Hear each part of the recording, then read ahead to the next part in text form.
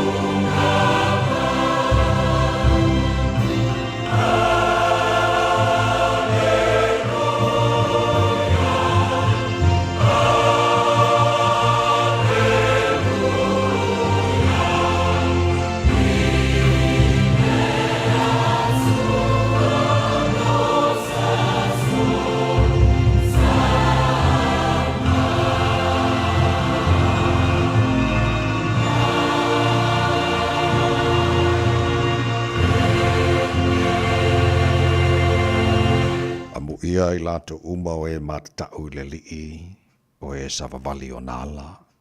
A wae te ai me ngalue ai o lima. E ia te oe le manuia, ia te oe fo I le lei.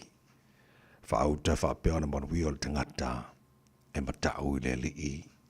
E fa amunia mai le lii an te oe mai siona.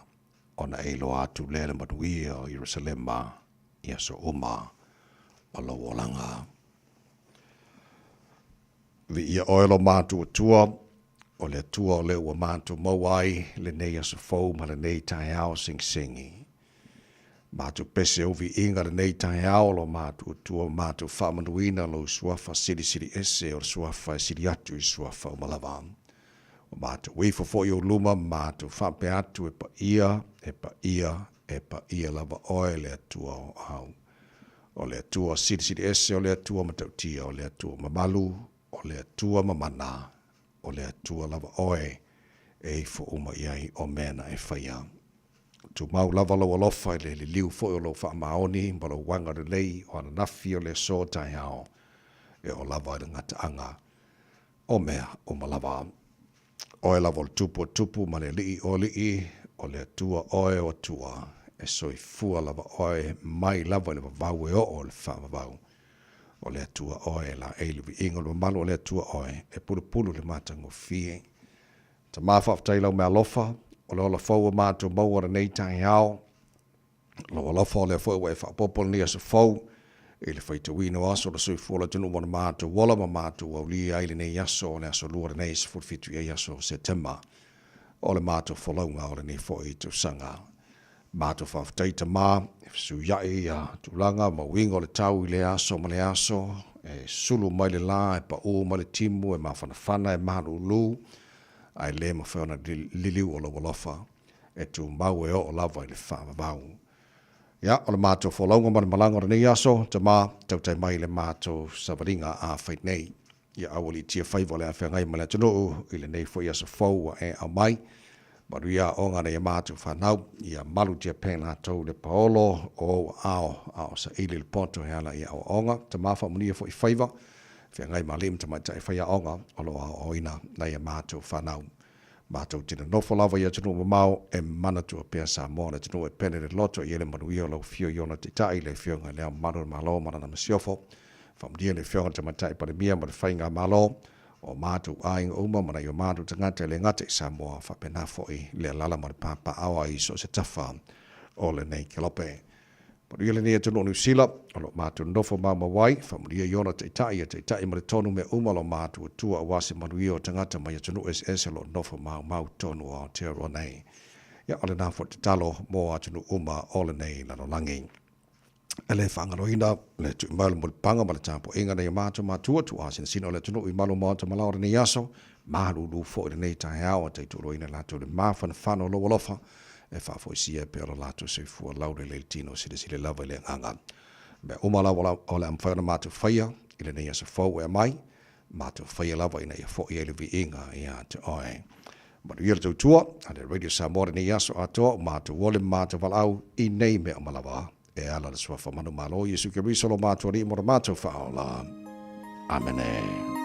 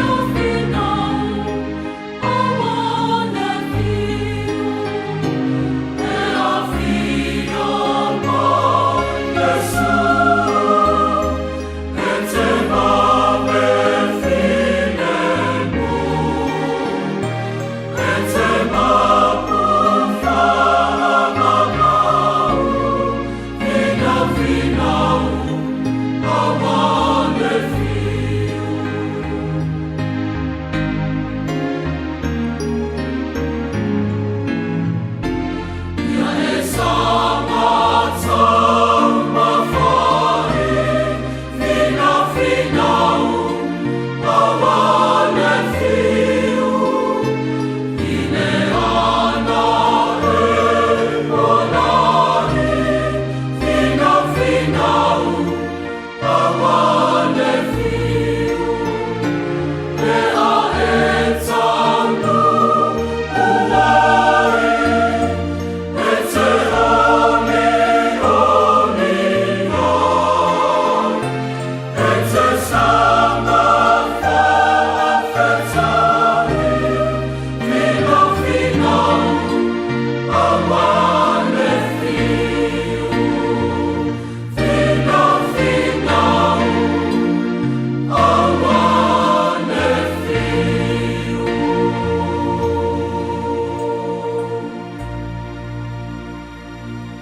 le te fia sao, finau awa le fiu o le viinga o le tualangina. O fai pasere kane sia Meritisi, mai Hastings. I le tautua moa le Radio Samoa Sifalima, i wa tolu a moa wa tātono i le tulai ono.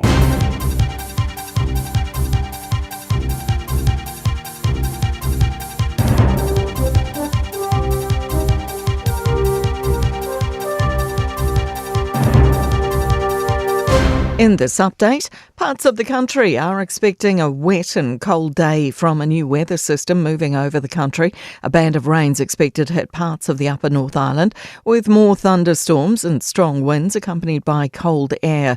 Met Service says central and lower parts of the North Island can also expect some possible snow. A heavy snow watch is out for the Taihape region, and there are also some road snowfall warnings for elevated areas. The Crown's closing remarks in the Philip Polkinghorne murder trial will continue this morning after they went all day yesterday. The Auckland Eye Surgeon's accused of murdering his wife, Pauline Hanna, but his defence says she committed suicide. Jacob Jones has more. Today's portion of the hearing will begin at 9:30 to give Crown Prosecutor Alicia McClintock time to finish her closing remarks. Justice Graham Lang reminded the jury to reserve judgment until they had heard the defence's closing remarks and the judge's summing up. The Prime Minister's not worried about the upcoming increase to the prison muster.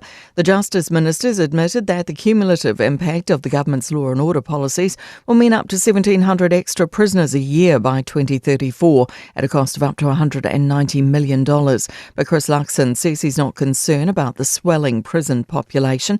He says if there's 2,000 extra prisoners over the next 10 years in prisons because of their crimes, so be it. Hundreds of birds have made their annual return to Christchurch. The first waves of the bar-tailed godwits have arrived at the Avon Heathcote estuary.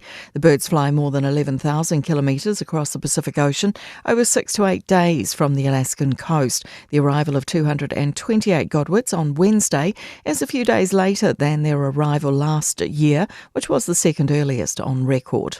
That's news. In sport, All Blacks assistant Jason Ryan is aware of the Joe Schmidt effect ahead of Saturday's Bledisloe Cup rugby test against the Wallabies in Sydney. The pair were on the same coaching staff when New Zealand reached last year's World Cup final before Schmidt was appointed to take charge of Australia this year. Ryan outlines his expectations. They'll want to play fast and he puts a lot of work into the breakdown side of things. He knows the game and got a lot of respect for him. Men's world tennis number one, Jannik Sinner, has introduced a new fitness coach and physiotherapist. Both have previously worked with Novak Djokovic. The new recruits arrive in the wake of Sinner's 2 positive tests in March for a banned steroid, which were ruled unintentional. He dismissed 2 previous staff because of their part in the doping case. That's sport. I'm Jodie Gill. 24 hours a day, 7 days a week. Radio Samoa streaming live on www.radiosamoa.co.nz.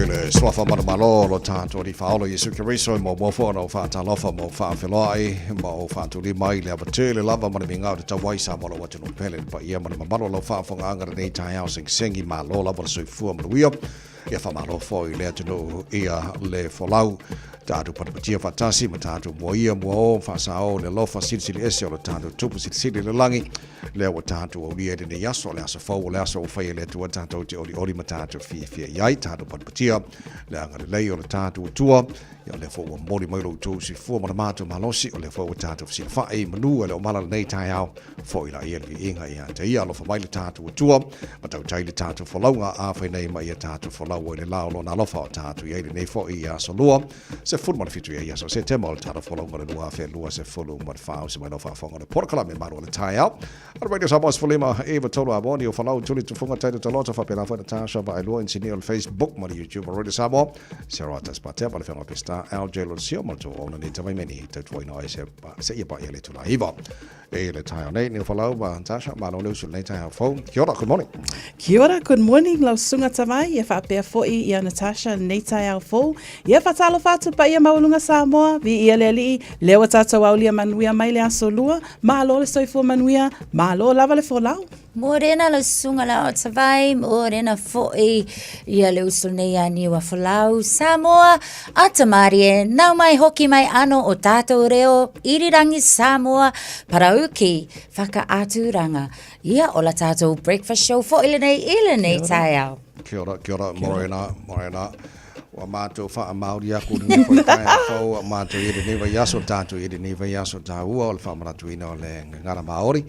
Ile ni foi vai aso atoa ia ai fero ia se Maori ia fa talo fa Maori ai Morena fa ngofia ko kia pe Samoa ia la tatu tu fa tasi matatu pongi le ngana Maori e pe fo on la tu fa mon tatu fo ngana sa po per ma se nei tu san tasi le lei ia o le lei fa Maori ko le tasi ari ma nei o fa ngofia nei vai taimi wa o tele lo tu sang ba fa ngofia nei vai taimi Google la o la mete mana oi ka o mai ele upu oi ngana mai fa pena fo le mo o mai lungo le internet me o pe mana mi nei vai tau le fo nai tono o onga tai mani wa fa lau e mai se lava la i le institution le MIT ile taimi le nei i fa ia onga o hina e ai lava le semester fa pitoa lava mo le pepa la tau te aveina ma o hina ngana fa Maori ia matu manga no Maori o la fo la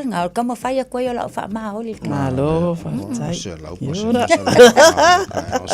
Ono tele tulai ono ta tuli poti amata malunga la wala nei foi tai fo on tara baba e foi le talo le tau nei tai ho. Li poti mai le waka kotahi Auckland Transport o loo maa le pisi vaenga o malawa o tatou ala sele solonga le nei masanga le mu vaenga umama o se tala fia le se fa lave o loo li poti mai le nei taimi le tai au.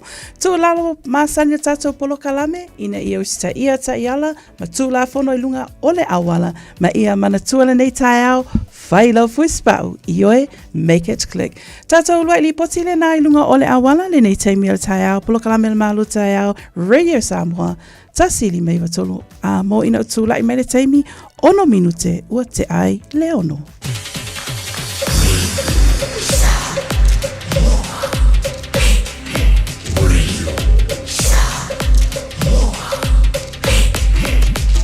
Tasili mai watolo a mo Mai ka wata talo tau ne fo i tai fo tamaki makaura au kilani no fango fa salonga ale Radio Samoa se furola ile marulu ile nei taimi ole tai au wingo le tau le so ole fa solo ina awa pa utimu e mafati munga i ni so taimi fa solo fo inangi malosi man sabili mai sauti sifo e fa no lo malosi le iva se 4 km le July ni so taimi se fulu male tolu le maurunga le maruru mo tatou le so fitu lona maura lo faisi maruru tele le nei fo yaso tai au pe audio la ferolo man tau le fa solo awa lang de le tau ile tele vaenga au kilani fa faisi maruru tai au se fulu mai lona maurunga le vaenga yon tuanto la fa solo awa lang de le stofi fa solo pa uti mulas for raile lang de le sto na imala sa mara so fu or yaso o lo mana i pa tatou le lo fa mara nga le le taru matai le lang fa momongo o mai la vai tau o tu na mai le nei foi time le tai au tulanga masani fa nga so fo pokala me malu le tai au la taru ba ai tulanga ile tau tele si vai ngori sila fa pena fo tau Samoa mani so vai nga ole kilope so ole ye nai lap ta ingo le tau fo le mo tatou yo kilani mo sila ato ele fo no fo ta le ole tu nei fo ia aso am Ioi. ya wa ba tula e ono malo sile pa o mo ti mo ngani so time ia fa lo fa so fo ina malo si mo sa vidi ia ona me tau ta pena le fo ye tatou o le fa ko ngi vai kai mo le fainga longo mai la vai kau ia mamba ko ka wa Le ka taru ngana Samoa ia ai ta pena ma sau ni ai. le ma fai lau te talo si o ngalo te talo fa la mo talata ya Yesu. ia le nga malo al fa la talata ia fa la talata ia Yesu ma wai le ola mal malo si mal manuia ma me o lo ivo chele to la oro smile fa fonga ole lui tau mo tato uma lava ole nei foi asa fong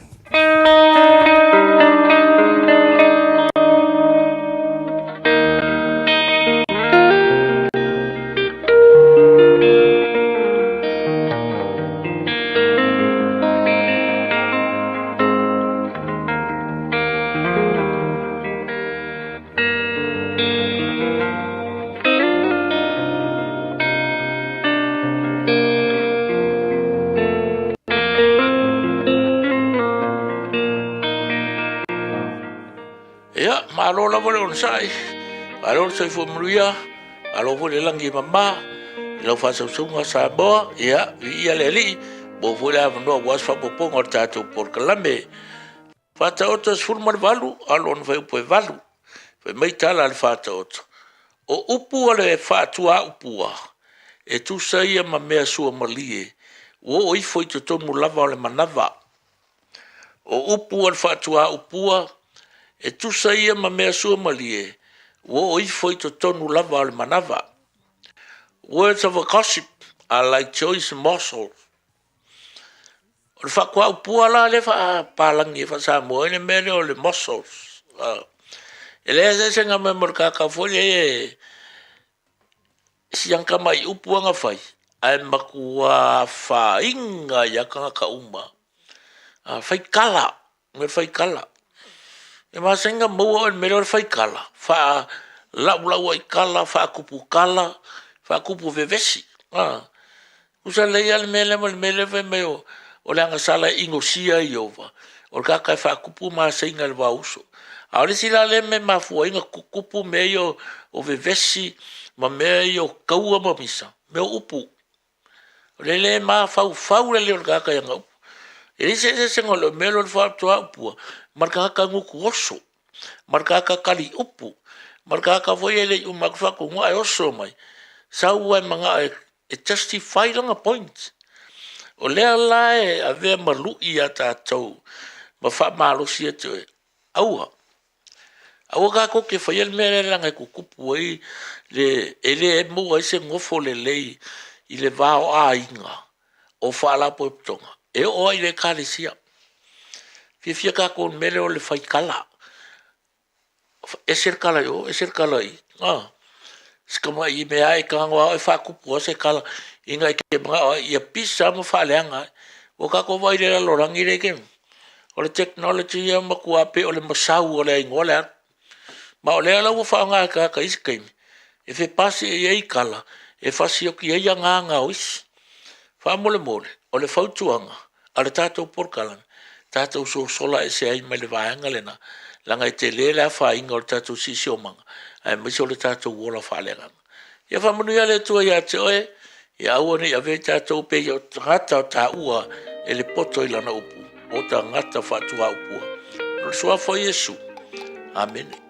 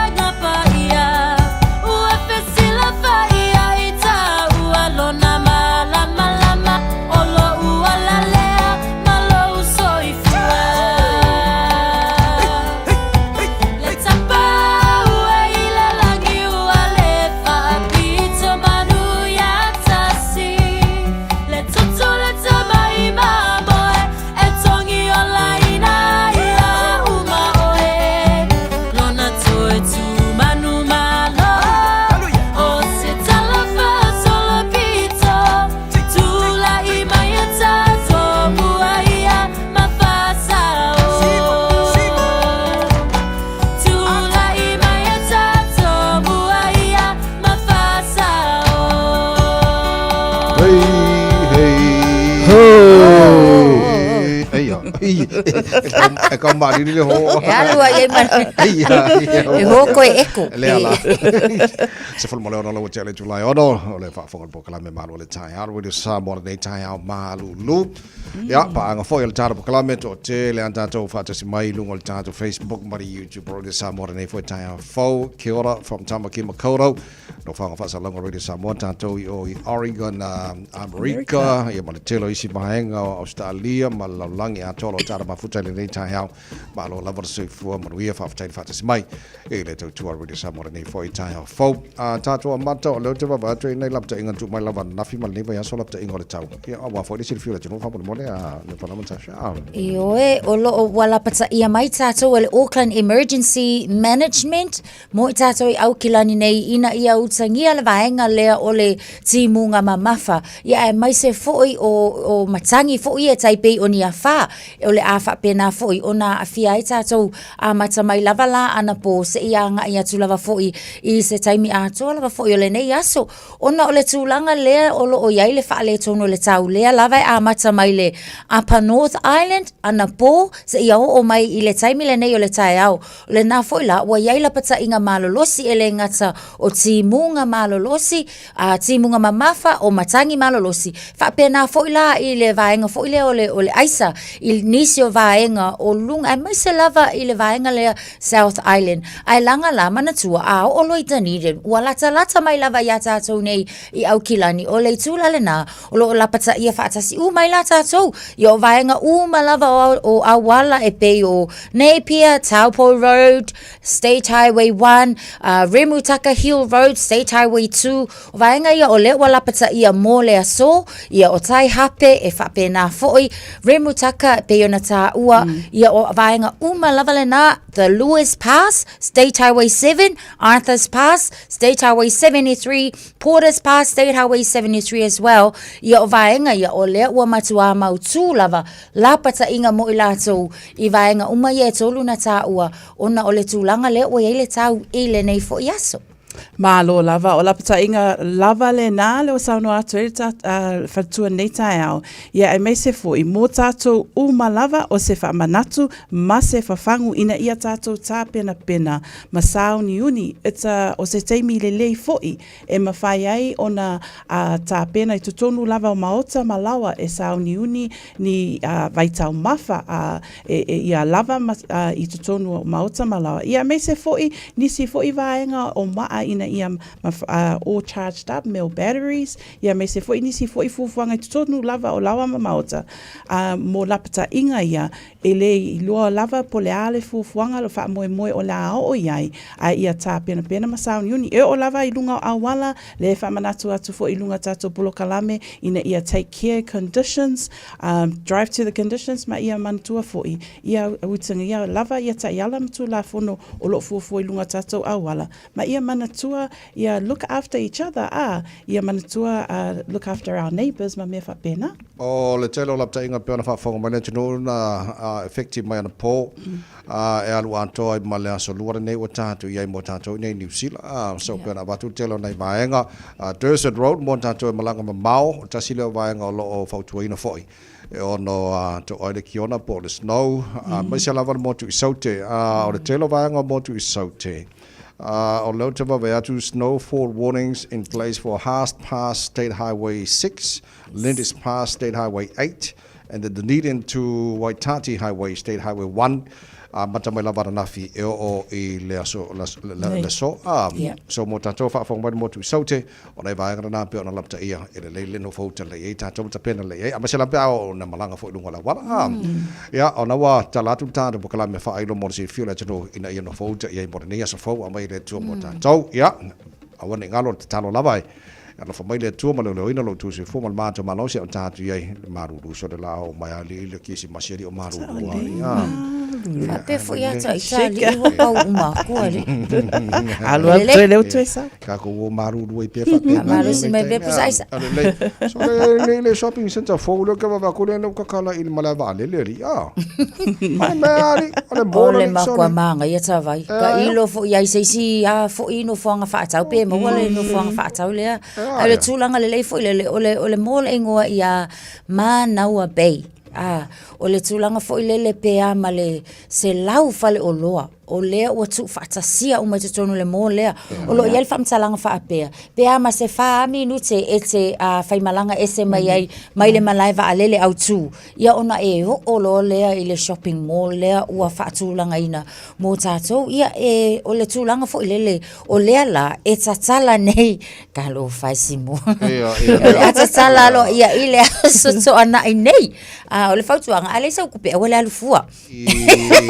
Ai amata fo ia nga fo mata ata vai o le ala o le ata tala ina i le fa ungo le vai aso le nei ia le no fanga fa atau le ma o le fofanga fo ile le mo ila to fai malanga ia le ngata le na o le taimi fo ile le delay ai fo inisio fai nga malanga ia po va fo ia transit ile malai va lele at least o la wa ma was nisio no fanga ma fai ona fai malolonga ia ele ngata o fale o loa a o fale ainga o lona winga ta vai ai o ka fial fo ka ngofo ka i o se fale ainga se aso ia ai o fale o loa fo ila se o fale o loa ananga ta ia o le ala ia o le kako guess ia timeless watches ia o le Kate Spade ia va ai Michael Kors o ka and Swarovski o ka ai waka kaule lo kaule go fale o loa ta vai Paparazzi ia paparazzi ai sale paparazzi malenga oi ai ole tu le leile na ese foi le mana ia so ani mol au fai pisinisi ai la so fai pisinisi la iti so ani le mau ainga so ani foi ia la so fe malanga mana ia tele na nei vai nga famol mole ja sha ole asos fului vose te malo no ole stofia oi na la tala i la stofia nga ila fului vala so rusulua o sona le wala mai tala il tanto no fanga fa tau phone na la tala tala va lele ia e fa fenga ole ku nga pe fio e fa ngo fila wala pe mana ia tele o se guideline ko mai ele i tu mai ala le guideline mo tato le taimi le nei ai na ole fa matalanga le na e na ole fa lava minute e fai malanga ese mai ai nga ia tu i le vaenga le ua faatulanga ina po la ua ia le fale o loa tele le po le shopping mall le mo tato Luna winga e kawanga i loa mama wa kuale lako wa ka kawanga i le lato sign tele fo ile e fai loa mai ile ingoa ia ai ole la se umana kuko la kula ia le o tato address mana i tele fo fonga lo ia me pe on ta fo ina Natasha ni tai au ia mo le anga i luma fo ile tamau ainga a New Zealand i le tai mi lo o fainga ta matanga ta ia ai me se fo ile o le malanga mai o mai atunu i fafo mo le anga mo le ati na ina fo i o New Zealand ma na ia se whaatatau lea lawa iai le tatou fale o loa fōlea po tatou shopping mall fōlea i le manawa pai ia o leo te wawea tu se i walanga leo whata tala lea stofi o le ati tilo ati li pel tara po kalame wha ilo morsi file tunu o o le awhia o iai o se i mai mua malatou moli mawina so le mkoa mkau kia fo oringa i li o leo te wawea tu o pasi IDs 2396 and 2421 yo pasinga ma fai o nga ki fo pe anga le ngokana ele fo ke mi o pasi free anga o anela atam fai tar kala me batu mon si fila tunu ya kai nga nga wa o lo ke anga lo ke fo ma ngumi ma sai ta e ko ku na ia le va inga tu wa ina ia ta ia o mai lungo peng te fai langi fo lele ina ia mata o kale au le later vai na ia talo sia foi nga ia tula tunu ma ia ia le nga foi lele ole awel fa la pis wa ole manga ia le indoor and outdoor sects foi nga le ole va ole no fanga ato ala le ai manga ia ole nga ia ma tau sia foi le tu mama awel fa la pis ngai ko ngala ai mai mau ko ngala au le pepe le kilo la pis le ala sa ole le ia so vai mana Natasha ole tato tua tusi le ia ilunga tato penga tawhailangi ole numera 5 Jimmy Ward Crescent, Auckland Airport. Iwa inga lunga le map i le tai au nei, e lata li tūle iai o tō malava. Lo tewa aia iai so o le tato fale inga le Butterfly Creek. Ia ina tōnu alwa inga le nā, lo iai tato shopping mall fōlea. La le lua se folo male ona o tele tula he ona e whafonga le poka lawe malu le tai au. Ala radio Samoa's Fulima i batolu bom, tato sanga lua le pōra pō. lama fai unga ngona nei tai au ma lo ale on sai na lu le poso le a e le nga e ma lu inga Sorrento le Manero se fu kia ora, good morning. Kia ora.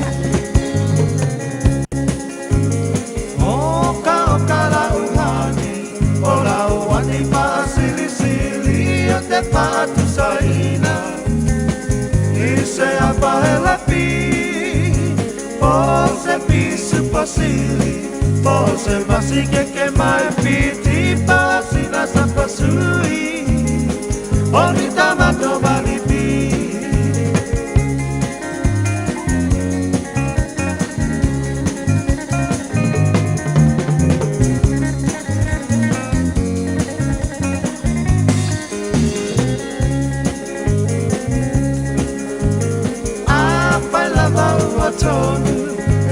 Tony lau pinangalo tapa ai poipo avane ile malo ele anga ole tatua etele ai ole ti akolo pe basa pepe ole po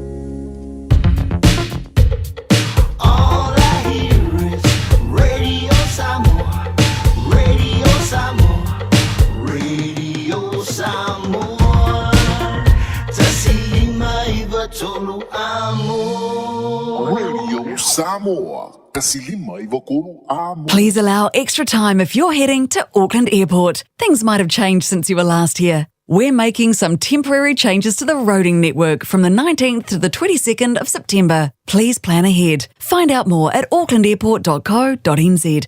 Ele ai se totongi o au nanga ale mapumaya mo ainga e mo omia le fisosoani. I au nanga ale soifua maloloina mafale e nonofo ai. E mafai o na whaafsotai e le mapumaya ia au nanga. E fisosoani foi le mapumaya pe a mo omia se whaamama avenga. I tau mafa mo taimi whaingata. Mawhaalave whaafuasei pe a mo omia. Whaafisotai loa le mapumaya i le telefoni o valuselau. Lua tasi, lua. Mai le afa le valu le tai i le lima i le afiafi.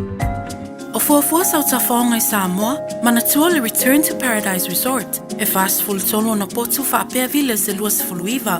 O se whalitel malo e whetau le lei mo tafonga, po o whaatasinga a inga.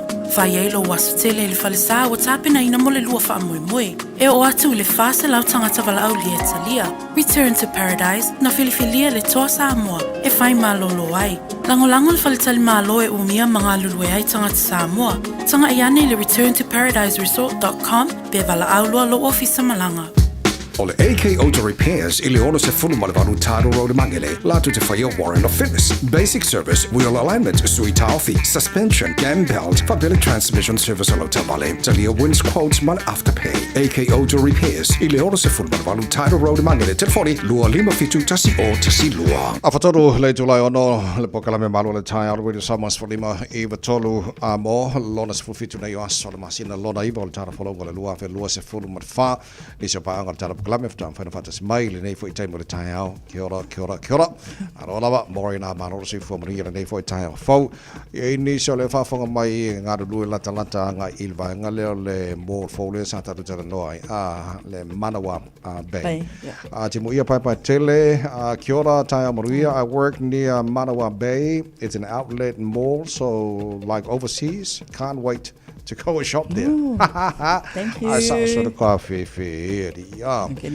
Ia lana o le sosan me foi ia timu ia pa tele e ini so wala la tapunia ia o la tam faila fol tara bagla me fa ilo morsi fio le tenu pe ai vanga wa mantufta tala la stofi ia monta to le fio e drive vole le makau view le vanga le ia lime fa yanga o ia ai le fainga o kongo le morsi o la skofi fa mo on sa mai stofi asfuluiva apo man ma na fa mo sei pos mo temine sei o la stofi so tala lola la stofi las ala so sfuluiva la so los fulua a so na le wa longa na mai ala tana ia le mo fole so no kwa mangai I wonder but idea for the male dream monalin fai ne more kele for the por me fu ngai tangata mai overseas o mai fala ko fa kau ia pela sa un fola ko yo aku fai fa kau ko yo ai ke no por la ko fu ma ia o tsalton ole tama fai fo le ina ia fa nga ina nai tangata ele ngata I la to malanga ia ma ila to fo o e la vai fe wa ia so fai so ia ole au fai pisingisi lava ile nei lava fo tai mia wai ngai pisingisi la itsi le ua ma fai ona fa ofi matalo sanga ia ma maua la to lai sene ia ole vai nga tonu ala na o tam fai ai mai sela ia manga kua le vai taimi le nei ile tele o fai nga malanga fo I e to tolo mai le si taimi ia ma transits fo I o a fai nga malanga ia o vai nga la na wai ia vai nga le fai ko o ila ko ai nga pe fa pe e luai tu la pe to a la o maua le no fanga fai o nga o ia so ai fo so okay vai aku la o ke kirikilo aku I comments ka ko friends lunga on Facebook for me e afo eso so male malaka polo nice kai ko le alo lo fa ke le ya vai longa winga le a ko le ko kanga I mai ya vai pe ala kala nge le o teno fo mo fo o le malaka polo le sa ile aviation golf course kapungia ko umba ai fai la le ma nga fo le o fa le fo ma le ke nga le wai ma le mo fo le Kala una poco e fai si 9 hole pole ale sole e sole sa o nga mo e ma mai ata vai si fai lo mai fare le sole o te lo fo I o te tonu lava le malai vale man to fo ata to malanga there's a lot of outlet stores le ye tato major brands le na sa no ato le sunga fa tu nei tai au pe o tu langa le na o te lo le we e se to fa I le tanga luenga le ina ia fa ata uina le mall awa fo I le to o tele o le mamalo le atunu umai o malanga e o malanga ia me se fo I o e taunu umai to tonu New Zealand ai mafai ona fa nga ina le vaenga man to fo I to tele o outlet stores le tatu e o fa nga pe o le one hanga mo pe o se vaenga na la vai o le to tele o premium stores o le ava ai le tu le mo e Sarah a fa pe mongi na sa no ngale lunga e so malmala ka policy si fa mo si ko fa mangi ngo mai si ko sa ka si a fa mo pe ka fi le o fe ka ya fo ya barka la ka mai ka ma fa sa a fo fanga ba ma lolen a be na mene o sa fo ni tono a o tele lo po le ala ngona o mo tono New Zealand para o te ba le fa leo la ngona o se taswa o I le centro Mount Albert Grammar e winga I le tulanga talo tu le mai le foi fu fanga ba malo io e vai ia matango fier fu fanga malo len fa tanu ina man tu fo ia aperila le na fa malo ai fo ile tu mai le tu la mai fo ale tato malo ina ia fa sa ina telefoni tutono o a onga lea la wa saunoa le pule a onga ale Mount Albert Grammar le sunga le ya Patrick Dam fa apea o se fuafuanga matua matango fie matua lelei ina ua uma ona whaataunu ina lea fuafuanga I le taimi le nei whaapea o lea onga lea Mount Albert Grammar tolu afe whaase lau ia tamaiti a onga ai o le taimi le nei ua lato va aia se vaenga matua le lava cultural change whaapea o le tele o taimi mantua fo I taimi o breaks I le taimi o whaanga ina telefoni o se vaenga o tamaiti a onga umalava yo ilunga telefoni au le taimi le nei o se vaenga le lei ina ua whaanga tatau le taimi le o le break ai mei se fui o le face to face ua mawhai ona mafuta le tele o tamaiti a onga ia ai mei se se foi o le whaataunuina o le teimi lea whainga o ta alonga ia le ngata ina o totonu foi o potua onga ua iei le vibe le na ua matua mata ngofie ma le lei ma mo le anga i luma o alo ma whanau i totonu lava o le tātua atunu ai tu atu pele avana sunga le whaia onga o te loa lava le silafia po se vainga foi lea i le mea o loo a whaia onga i le teimi nei lau sunga Natasha. Half-time mo le wanoa a sunga ni wafalau. O mātou e le ingi, le inkelfongi a makamaiki. Ai, o le tūlanga fo le pei o le whaailo mai i le taimile nei, o se tūlanga tāua. O i tū tāua lo o tāua mai fo i le susunga i le headmaster. Po le taita iulu o le a onga le nei a Mount Albert, ia le susunga le na ia Patrick Drum. O le tūlanga le lei ua iai, ua si itia, le tūlanga fo i le pei sa nofu ese tamaiti a onga e o lava I kongo le poko a onga e fai lava le piko la awal tamaititi ia nofu le tamaititi lon tule manu ona au laisa makua mafuka I lana telefoni o suinga ia waiai talking about cultural changes o le vaenga fo ilele o le so o tanga mawhana a tamaiti ta ito atasi ua mawhai ona maua le fiso o ta inga lea sa leva ai e fai a onga e o tamaiti ua ua fiso o ta tamaiti fo I mawhai a onga I tutonu o potu a onga ona o le tūlanga le tula fono le nei le na au mai le coalition na a mata ia aperila a o Mount Albert nga a maka mai le amatanga o le tausanga la latou whai unga e le koe whaatanga ina telefoni tatonu o le a onga o le tū le leila e moni lava la whai mai ia drum ke le o kala le pisa o wa makua I kau whai a mako mea whaalongo fo I o mātou talingo ona ua tele whai mai lana saunuanga ua kele fo I mangaluenga whai a onga I le supervising o tamaiti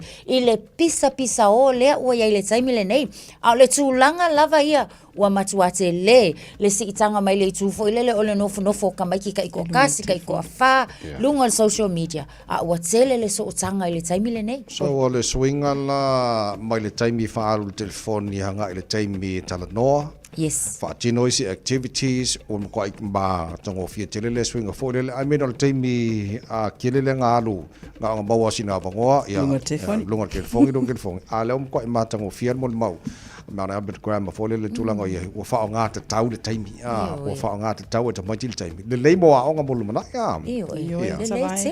other positive habits lea sau no mai fo ile pule a onga lea o le focus ma le concentration longa winga wa lava matutoi le taimi a le teine ma le tama a onga e ma fau le lei ma focus le lei ai I mea onga ma le mea le whaatau nuina tutonu o le potu a onga so le teloto telefoni alum fa nau e a onga I le Mount Albert Grammar ma lo fa tai pa le mangi ki le mol fa alu kai mi ona alu la onga fa alu mo mea onga ma kala ngoi te maiti matulang fa pena ia sei o fol kai mi le fale ma mo sing kai mi ia nga singa di ma bingu ke spend long telefoni spend more time mea onga ma e le mo lo mana mo nga nei fa na wa le tele tava le okay nisi o poling of le mo swing or the speed limit le nei tono New Zealand ke ro pala me pole isi po me ke o le vesi pe ke wa kering ka vale la vea po nisi vai nga fo Io e tawai pe ona silafia malo le atunu whaatau nuina fo isuinga o le malo lea la vai e tala noa ina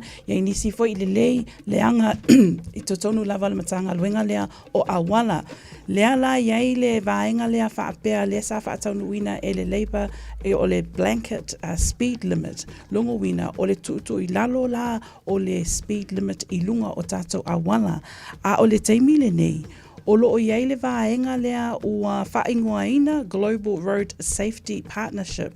O loo iai nisi o loo iai lea tamai lunga o awala. Experts o loo I tutonu o lea a vaenga. Ia e mese fo inisi o soifu maloloina. Wa lato whaia se tusi a ngai I le tato palemia ma le minstao awala.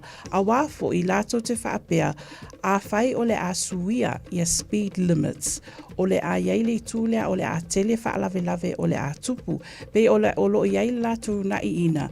E awa le suia le tūlafono o lo iai le taimile nei, mantua foi o le taimile nei o le whaalai titi lava o le speed limits I lunga o awala uma tātou a le taimile nei o lo whai mai le malo fo o le ato e tatala ina le nā tūlafono. Ai po le ase manatu tawai ma Natasha? Le aitu? Sui ale speed limit ai leo sky gangaka. Yep. Ele ama se swinga fo le yai. So talo sia ia fu ma maole malo. Mau stai tangata ina ia o ngatasi. Fu ngara malo. Male attitude tangata ilunga la wala. Awa pole ara ko inga kelo speed limit tu ilunga. Awa kwala au le popoi male au le ngi brain. Sa ole let savai. Yeah. I mean, all the time it's an along on Kako kilo melengi, atula fono lungo la wala la toya. I'm quite kero la ule sky itula fono la wala. Yeah, Karshi young swing a lake, fine. Sorry, a coquelembo ya kakopa, le comment el kako ball folder, so the cafe fe, a boy for my Kansoki kilo, I'll go for Malaka port. Matthew Pitovao makua i le ke. Mana ia le finangalo 14 Grady i le tulanga le o le fo il swing o le fa tangaino telefoni ton le onga so mai o se swing le wa il time interact ia la to ia ma build positive relationships. Wa le manga ke le so le ia le to se furvar minuto lo talo le tula e fitule programa malo le time radio samas fo le mai to la le se ta to li poti mai ngona wala la so ai. Ya ona batho lo lo ta to malu lo ta fa nganga a reto lo la maya pastor la fa ko pol to mo re sa mos lima e ba tolu a mo wo ba ka be ki woren konge a woi wei no se pese ai to efe ai lava o e fuia u fa alata ile sipula ve ave a olo o ile fa to anga o le lupe la le o le mo e ta fele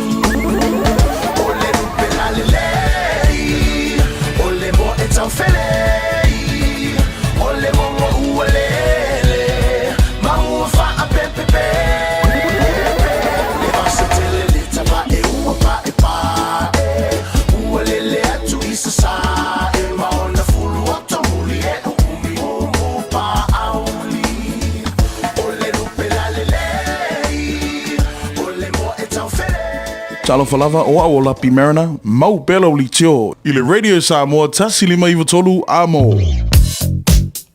Malo lava le ono sai I ave ta vale uma lava lunga tato ala tele nei taimi o tai au. Tu maule ma le pisi. A le ai lava se suinga mai le tato ulua I li poti. So longa le lei ma saunga le mu mea uma. Na se whamanatu lava tato polo kalame o lo ma se nisi o vaenga o wala. Ina ia please drive to the conditions. Keep your distance. Ma ia alu il sau whaatulanga ina I lunga ole a wala o lo malanga I le nei taimi o tai au.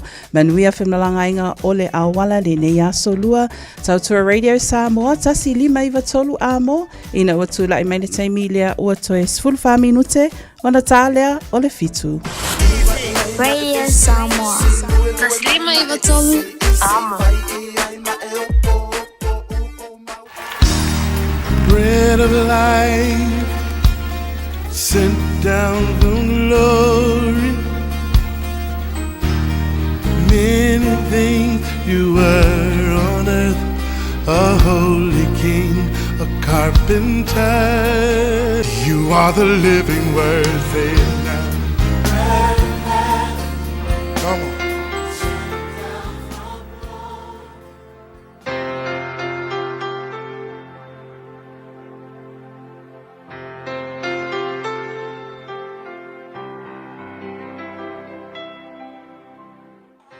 Au te fia foi fa talo fa yeti oe ile ne foi aso ile no fon le tua mai le tatu pol kalame ole a reto le ola ba lo so I fu manuia te oe mo fai ona fa fonga mai mo mai ole luka e luas fulu lua fa upetos fulu lua e ile fetala inga Yesu na fa ia Peteru fa pe a o fa tonga mo oe Peteru ina ne ima vai lo fa tutua a o oe foi pe ali ua mai oe ona e fa ma losi lea I o uso. Ale upu mo o ile aso le nei o fa autu ina fa pea fa amalo si au I se tasi a ele o le fa masino. E lua ia itu ai ngata o lo o iaile lalolangi le nei. Fa iona fa tūlanga ina fa pea o le fa masino ma le fa amalo si au. Ina o le fa masino e ngofo le fa masino. Au tangata fo I o fa amalo si au e ta ua o cheerleaders. Cheerleaders ai alu te mata I ta alonga fo I tangata Amerika I lakapi e ia teine fo I lainga mai au ka fo latu nga luenga I fai o le tapuai fa malosi au fa loto tele ai le ma fai kusa PCC se ka alo si kongo le au e le ma fai fa masingo ka siala ko me fai o le fa malosi au tapuai ina ia maua le malosi e fa au au il ta longa so e lua la tu inga tangata fa pena o lo o ia le lalongi o le tangata fa masino o lana nga luenga o le fa masino o le va ili pe iai I mea ua soli inga le tangata o iai ni tu la fono va ili pe iai I mea se ua faia le tangata a maua o le unga fa sala ia a le tangata la le cheerleaders ele ai ma se la ngona fa pena o iai pe se le tangata ka sialanga me fai o le punga ilunga mo so ma vala au te tonu fa malosi o le fa malosi alanga me fai so le sili foi la le mo e awa e lua tu inga tangata o lo I lalorangi o le fa masingo ma le tangata fa malosi au o le sili la mo o le ali tu inga tangata o iai o se fa masingo po o se tangata fa malosi au ina ua sila fia e Yesu e pa u Peteru le sa fa ka kum ka upu fo ilisi aso fa Yesu ia Peteru o te fa tonga mo oe ne I mavae lo fa tutua a fa mai tala Yesu fa mai a fa eli ua mai oe a sila fia e Yesu e vai ngai Peteru ai koe fo I mai e koe malosi Peteru wa lenga fa afiki Peteru ia Yesu ma fa no ai nga koe fo I mai le taimi munmuri fa mai la tala Yesu Peteru a fai ke li ua mai oe mai koe foi mai mana tua ia e fa ma losi I o uso ele fai mai kala Yesu ia Peteru a e ma losi mai ka mo fa ma singo ma fa sala uso vai ele ai fai mai Yesu a e ma losi mai Peteru ka mo fa ma losi I o uso so ole upula mo oe le asule nei ba ai oe po le alto inga tangata ia oe malowo langa po o se tangata ua sawa lau whamasino po o se tangata o e angalelei whawhisoasoani whamalosi au I se tangata vai o le upu mo o le asole nei e loa le ngaruenga le nganga pa ia le whai o le soasoani faamalosi au e le sau le agaga paia sau gavaavaagi masesei kakou ke faia a o lana galuega fai mai iesu o ke alu le lagi ae soauina mai le agaga paia e sau e fesoasoani fesoasoagi faafe aua foi la kakou sesē ma vaivai e lē faamasigo i kakou e le agaga o le atua a o laga me fai e sau i o tatou autafa faamalosi ia te tatou so o le upu mo o i le aso lenei vaai seisia ke faamalosi i ai ai aue ke faamasigoiga e lenei aso le atua faafetai lava faafetai ua e aʻoaʻo i matou e sili lo matou galala fai i matou ma faamalosi au ae lē o le faamasinoina tagata vaivai i ia o iesu amen.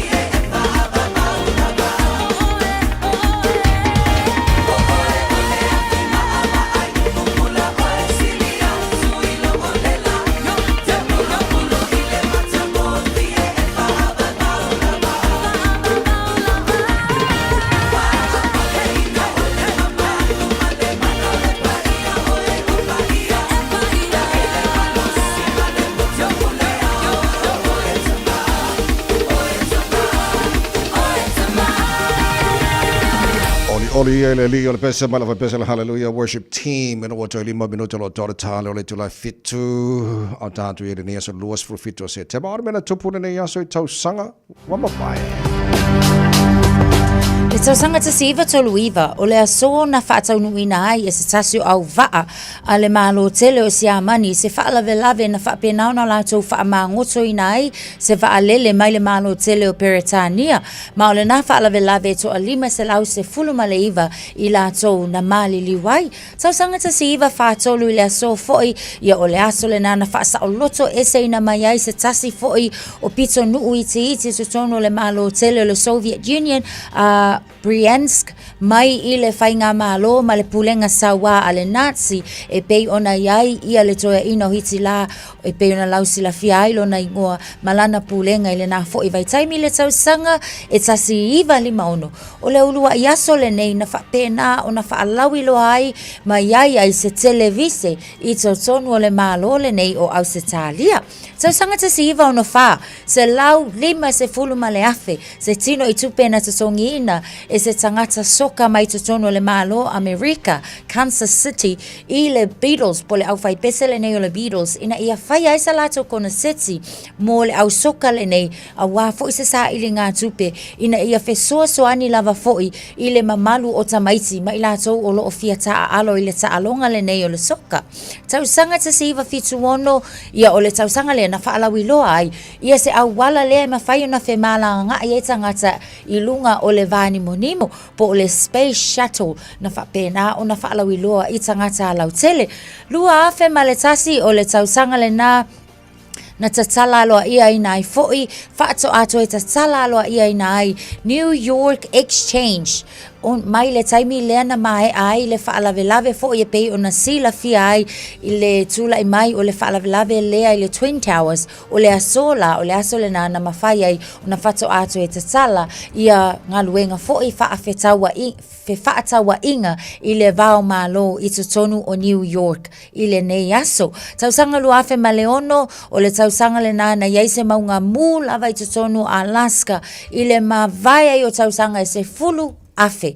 Whaato a iai leo se maunga mu I te tonu o Alaska taimi mua mua. Lua afe sfulu ma le tasi ia o se tasi fo I o tau mawhainga sa iai le nawa I taimi I te tonu fo I o New York City iai se solo te te te tonu o lea a si tete ina ia te te atu lava fo I le vaenga lea o le tala fea ngai o te tongi a tangata ta ito tasi ma ia launga tutusa tangata uma ma ia tutusa tangata uma I le whewhaasoa ina o alanga o I le tamau ainga, social and economic equality. Nisi na o vaenga I mea na tutupu I tausanga wa mawai. Beta Drive Doctors I le taulanga whaatau I mangele, whaapea manrua. O le vaenga o so ngase pe amana o mia. E whaatino e fo I matupui pui o le whana witi, o tupui pui la COVID sfuluiva, mo I lātou e sfuluan tausanga malunga atu. Whaapea matupui pui o le flu. Wala au telefoni, 255-25 mo so wanoe whaatino ai nei au nanga. O fisa whama I mangele I taftafane o McDonald. A manrewa I taftafane o le Whaletusi po le Public Library. Beta Drive Doctors Clinics. E tolu sfula whetala le tino I tupe wata pena le Digicel mo lana whaapitoa. E whisoswani ai le tonga tāle suifuanga wai nei. E tolu whailonga tupe ta I lima se lau tāla cash. O le ase ina I aso whaweile taitasi mo New Zealand ma au se talia. Whaatau so top up luas futala pe sili atu mai whale olo masani. Pe lafo foi online I le Digicel Pacific. O le mawale olo wawanoa I le se. E te anga wa foi pe a lafo so se leni le My Cash a le Digicel I Samoa. E whaunga ai le ClickX Pacific. Morisi whaamtalanga wala au le ovol se lau tolu wha lua tolu. Seki a Digicel. O le A1A Tree Care Limited, lātou te whaia au onanga nei. Teu, whaamama, whaangata, pe abe sea ni la au mapongati mai lo whanua. E ma whai fo na lātou te wina lau tonga la au matoi tatou. Wasilia mar se fulu tausanga o lana tautua. Wala au lua le A1A Tree Care Limited, le olua tasi olua o tolu ono o. Olua tasi olua o tolu ono o.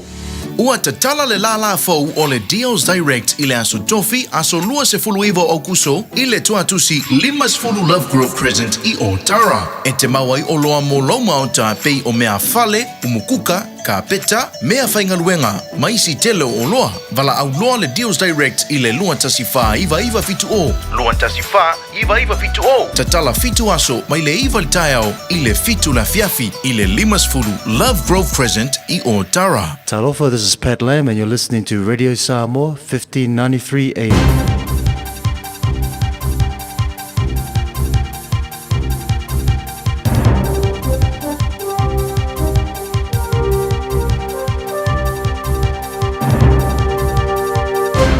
In this update, parts of New Zealand are expecting a wet and cold day from a new weather system moving over the country. A band of rain is expected to hit parts of the Upper North Island with more thunderstorms and strong winds accompanied by cold air.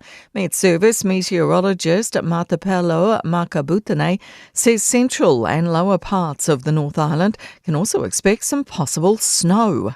There is a heavy snow watch out for the Taihape region, as well as a number of road snowfall warnings for those elevated areas. Records show the 58-year-old man accused of the latest assassination attempt on Donald Trump has an extensive criminal history in North Carolina. Ryan Wesley Ruth is charged with possession of a firearm by a convicted felon and possession of a firearm with an obstructed serial number. Trump was rushed to safety and wasn't harmed, but former FBI Deputy Director Andrew McCabe told CNN law enforcement officers have warned about more politically motivated violence for a long time. We know this from the increased level of threats that people, especially government officials, are facing at every level, state, local, federal, everything. Police have spent the past day at a Manawatu property at the centre of a private search for the remains of missing woman Brianna Murawai. A building at the property was burned to the ground in a suspicious fire on Sunday night. More children in this country are being hospitalised for preventable diseases. A new Cure Kids report reveals hospital admissions for respiratory, skin and rheumatic conditions, mental health issues and dental diseases remain unacceptably high. It identifies social factors like child poverty, housing conditions and inequitable access to care as key drivers, and notes Māori and Pacifica children are disproportionately affected. Chief Executive Francis Suter calls for intentional collaboration. It's cross-party working in health and housing and nutrition that'll really move the dial. That's news. In sport, a mystery as to what a scaled-down Commonwealth Games could look like in 2026. The Scottish Government are on the verge of allowing Glasgow to host the event following Victoria's withdrawal last year. Officials met with Australian counterparts overnight to discuss passing the baton. New Zealand Olympic Committee boss Nikki Nicol says athletics and swimming are currently guaranteed in the Games, but there is a question over other disciplines. What we also believe is in Glasgow and putting up their hand for this event, they've tried to identify sports that fit within some of the infrastructure that they have. And so therefore that is what's helping keep the cost of the Games within a financial envelope. Men's tennis number one, Yannick Sinner, has introduced a new fitness coach and physiotherapist in the wake of positive results in March for a banned steroid, which were ruled unintentional. That's sport. I'm Jodie Gill. 24 hours a day, 7 days a week. Radio Samoa streaming live on www.radiosamoa.co.nz. O le o tu maule māmau a tātou wala tele le taimile nei ame taavale e leo iai fo i se whaalave tau taavale mō tātou e whaapena fo ina whaapole nei tātou nei tae au. Pau lava o lea na o le pau le vaenga o le wa mai tau watu iai I lunga o la tātou o tātou motorways o le tātou northwestern motorway le na State Highway se fulma le ono. Pau lava le na o le awala o le wa mai tau watu taimile nei tae au o le na ua tau feo lolo mai ia le pisi fo i le nei taimi ma le uia e taavale afi. O niso vaenga umalama I ole na olo so longa le lei tātou. Whaamanatu atu pia foi tātou olo anga iatu mai itu SS anga iatu le malai vaalele. Ia utangia pia o le tasi foi le na o vaenga e vawe lava foi o na pisi I tae au ta itasi. Ia ona o vaenga foi olo o iai nisi o vaenga olo iai lava ngaluenga whaatau nuina. O le vaenga le na mo tātou o le na olo so longa le lei. Pau lava fautuanga mahasani alau polo kalame ma le tua lalo pia mo oe ina ia usita ia ma ono sa ia fo itula fono uma ulunga o le ala tele a wa lava lo saunga le mu mani ala fa inga malanga le nei taimi o le tai awa e fa fongfong mai ai ma lo le tai ala Radio Samoa. Radio Samoa Tasilima ibatolu Amo Radio Samoa Tasilima ibatolu Amo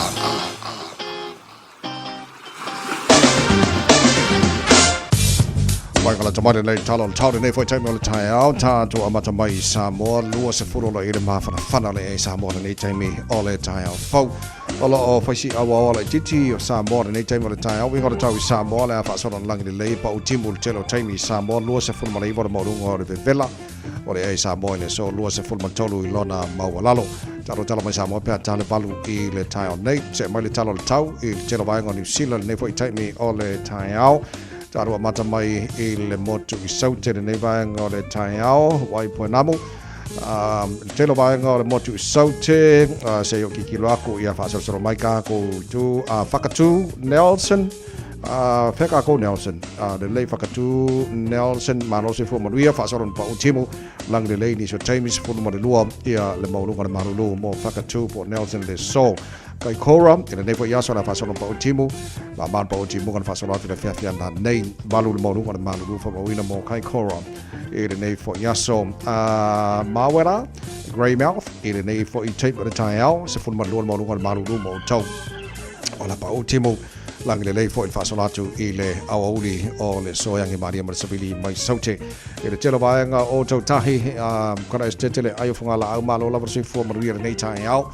Pa utimu ma mafati munga pe tala fa solatu na langi de lei o le snow e o antu ia le telo le snow le lua sala mita pe fa mawina le so fa solo nangi mano si marsavili mai sauti si fo iva o le maulunga na le malu fa mawina ia mo o tautahi i le nei fo yaso o le tele na vaenga o le motu saute Wanaka ala fa solo fo na pa utimu le na vaenga o le motu saute pe fa mawina se mai le talo le tau i le motu i matu o New Zealand Beach o la venunga motu i matu i kai taia se funua whāna maurunga ni malu lua le whāsono pa utimu i le so i ma mawhati munga ni so taimi i le lamua Wellingtone mo le nei fo iaso Wellingtone o amai tātou le nei tae au fau mano na varasi fua manuia o le whāsolo in pa utimu mu i ni so taimi mo o tau i le so fa solo foi in sorry ko foi snow ni Wellington ni fasela mita ia le snow on alfa pena ona ye tono la mo ile so ola fa solo nangi malo si marsavili I saute ni so time ne fo yaso ivan moru ona maru do le mo Wellington I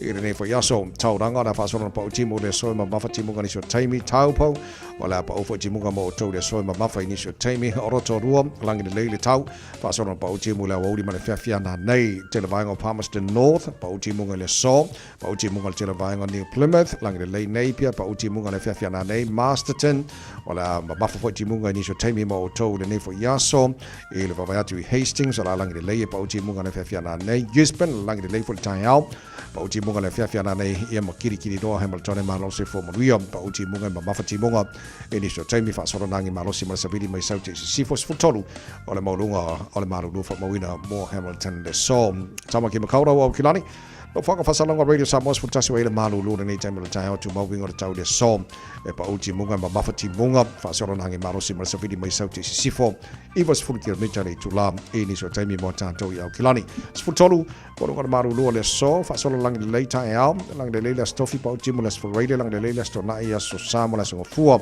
ola va ia so mo na ia tu pe tanto le lo fa maranga le leila tara matai le langi. Pa mamonga na mai tau tu na mai le taimi le tai au to mo Radio Samoa for lima iba to la mo ina wa iva le wate nei ia le tu la fitu Ja, maar loof af te le nei tai au fo. Ja, si ka ko fo ipo las ka ko ti ma nei nei tai au. Ja, la se ki ma nei tai au. Malulu le nei. Ja, ma ko fa ngolo angela ko fe sisike. Ja, ma le to singa avoka. Ale mo fa avoka ia fa pula wa la tele fa pula le tele nei. Ia saka le ma singa fua mo fo ile le awal fala ia ai saka ka lo ma kwa ma na ia tele o ia wa mo fo ma fang ele skim o ia na ia taru tina al taia meta o tele na Philip ti al taia fa mo mole ka ko uma o e usu ngar wenga ko al le mo ia fi fo e ngar lu ne yaso ta to te pena tomo ti taia Philip ki ko al mo fi va ven ka penga le fa na fo e wala on le taia fo ka ko la mo boy fa mangifi fai pe Ele leile moe. Ai pele. Ele leile moe tanga ta sa fainga wenga na mo. Yeah. O sem kwa I moe le tele na la tau na malo lo le. Al mele walu le po moe ala ko moe foi ao. Oi. Eh. Kwa e moe. Wa ese ko fa so kamale nga le umanga kausami wa makua I. O ka va ai la le fia moe. Ya tele la na fa sei na fo yata tu tanga ta wa le si le tu ala na ngase ngase. O le umana tau sami. Ia fa le valo male moe.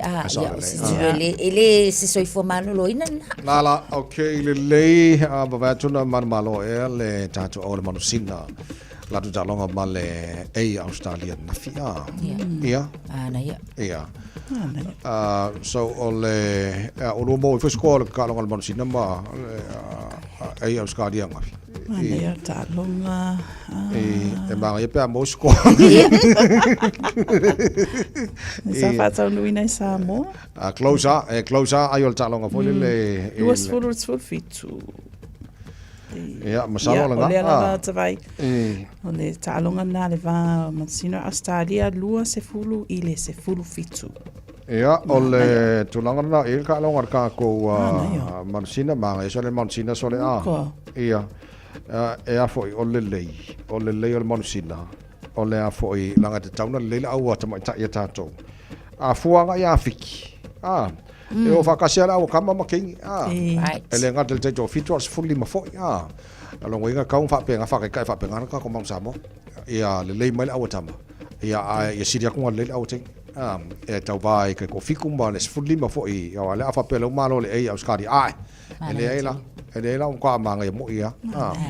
Ale le o te no porta longa le qualifying round mo le nisi estasio o iputa wale trophy le kapenga il au te mai tai ia malo I ele mo foi do mo ngi kai ia le ole a fa menino au te loina o le talonga le tato monsina te penai mo le si tournament le so nei ia malo le e swing o le super rugby le tosang folk e swing a man nei ale la o ile super rugby o le a fo le dua fe lo suma limba o swing o le ales fulu au ana suma tas la wale au le Australia o le Rebels ia wale isa la ko sponsor ia wale failante fa o win ele le o le confirm tato Moana Pacifica ia ma le Fiji draw ia le confirm mo le sponsor ia au le super rugby ia o le a vavena amata I le February ia le tamosanga ai na mai si swing o te lopo mo I fulu piko si swing o mana ia le lai a mai sa pe fanga solo finals I final super rugby lua felo di o le si vai nga fo le fa pe se fulu tasi ia au e taula ona ta I se fulu fala tau ta alonga e ta alo ai ia le si fo I vai nga le o ia e tau fo ona fa ia au fo ile e ka fa alua la ona alua la tau ta alonga and the 6 remaining teams ia o le top 6 la ia le vaenga la le wai o le top 6 la ka kaunga qualify for the 3-week final series lona winga la o le vai aso mua la ta aloi ia vai aso lona mua ma le vai aso lona lua vai aso lona tolu ia o la I le vai aso lona fa o lona winga wa amata ona ia I le vai ngale wa tilo anga I semi-finals ta vai pol sa o le na ia o vai ngala tolu ia le amanu malo the 3 winners ia o le anga I la vai ngale na anga I semi-finals instead of 4 wa le sa 4 lenga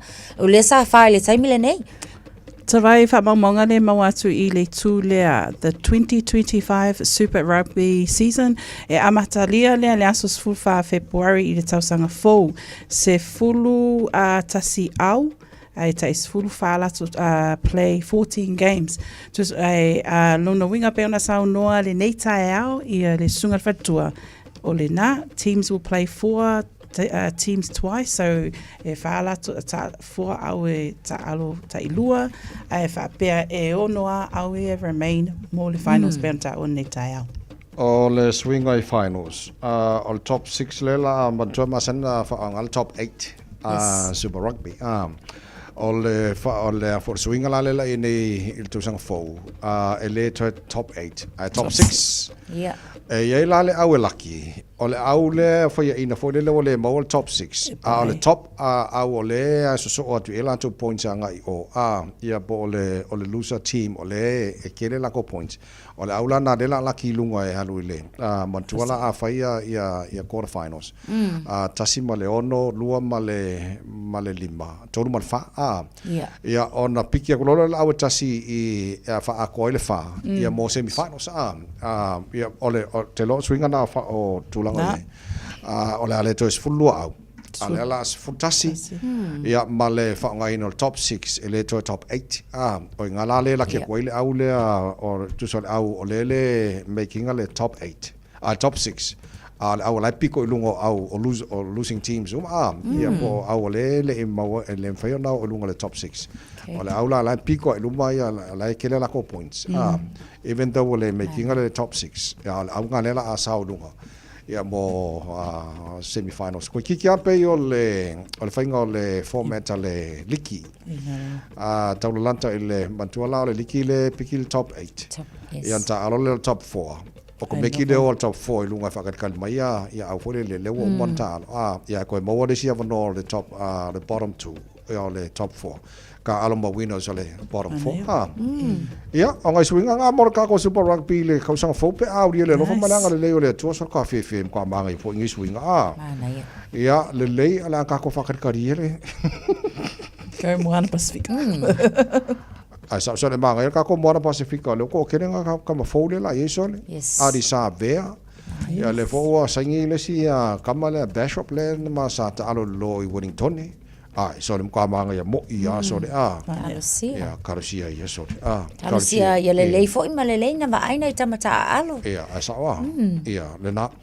Ia so nei mai ngana i ta longa mo fa fo mai na tunu nei ta fo o fa longo nei le te lo fa fonga man fa fonga la te lo fa longo i le areto le ola ma e ke le ala areto le ola ngi ka fa fa sunga pasta la fa ko pa fo le mo le fa ma si ka mo tato o la veo tato on tangata fa ma si au istangata ai awangi e ka ko mangi tangata e makua i ku ua i la longis I mean e la winga la fam talanga e makua i ka nga le tawo te lo le areto le ola ni ta ha fo langa le mele le wo makua i kele inga kele le mental health o istanga te fole le o ko anga o iskanga ka mo ko ila no fai fa matalanga o fa makalanga nga ka fa makalanga e o ila se o langa o le a feeling ila langi pe fa o mele o lo fai le te istanga o tato ve tato tanga te fa marosi au mo istanga I'm sure la su su ile lai le o la na tanga te ni aso rather than pa o ki mo nga fa ma li ka ile ke lo fa ki nga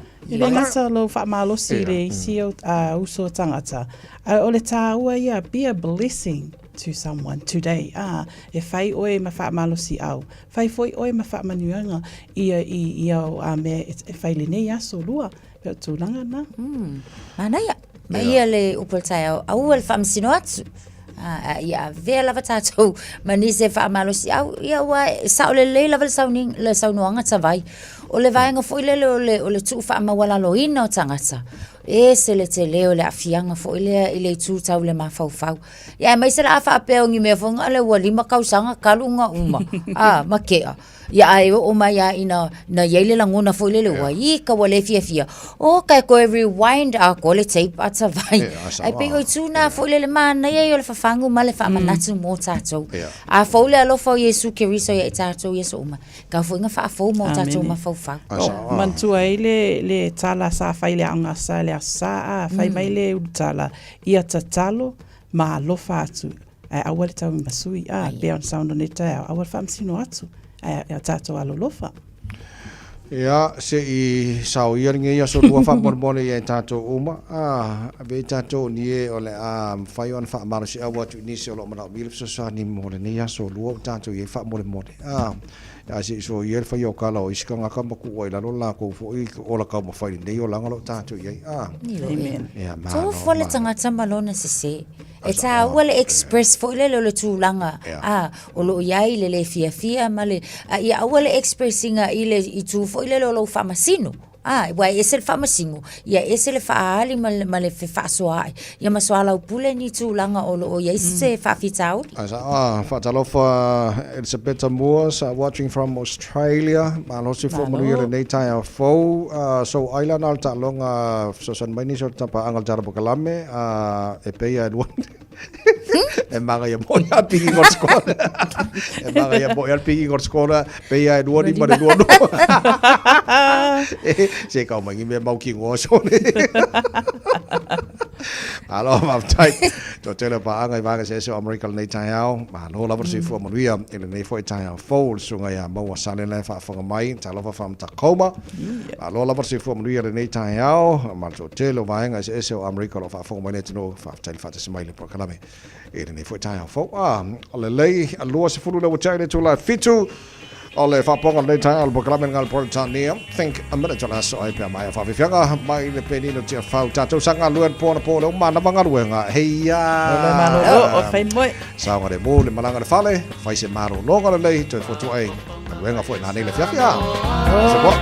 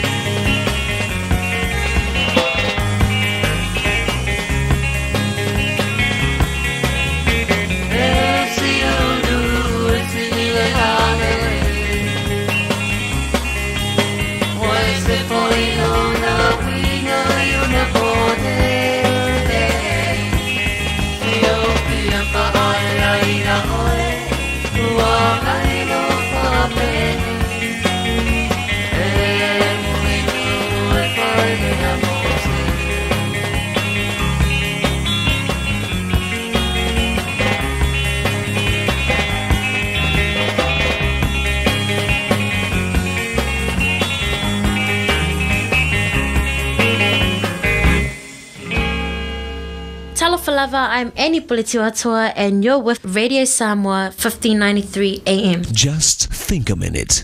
It could change everything.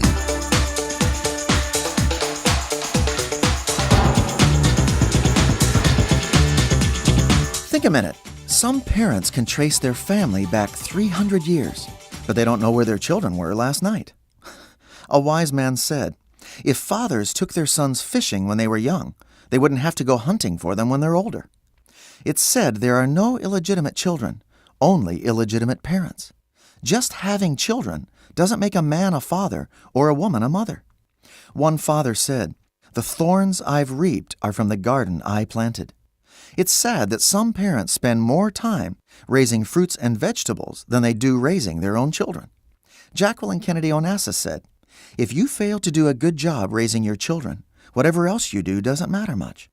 No work is more important than the work of raising our children to become happy, successful people."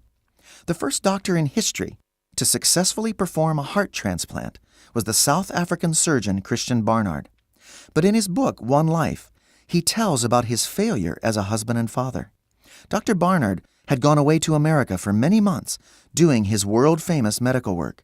He tells what happened when he finally went home to his family in South Africa. "It seemed like 100 years since I'd been home. I'd not written my wife and children in months, yet I was still shocked by my wife's greeting. She said, 'Why did you come back?' I could see there was no longer a smile in her eyes. She said, 'Don't look so surprised. We gave you up. We thought you were never coming back.' I said, 'But I was building hearts.' She replied bitterly, 'No, you were building a family. That is, until you dumped it all on me. We no longer exist for you.' At that moment, this brilliant heart surgeon knew that even he could not heal the broken hearts of his own family whom he failed. Many of us have failed as a spouse or parent, but Jesus Christ will forgive you if you ask him. Then ask him to change you and help you start doing a better job of loving your spouse and raising your children, so your family can become the successful, happy people you want them to be. Just think a minute. If you'd like a free CD of our top 40 programs, write to us on the internet at www.thinkaminute.com and catch us tomorrow at the same time when we stop and think a minute.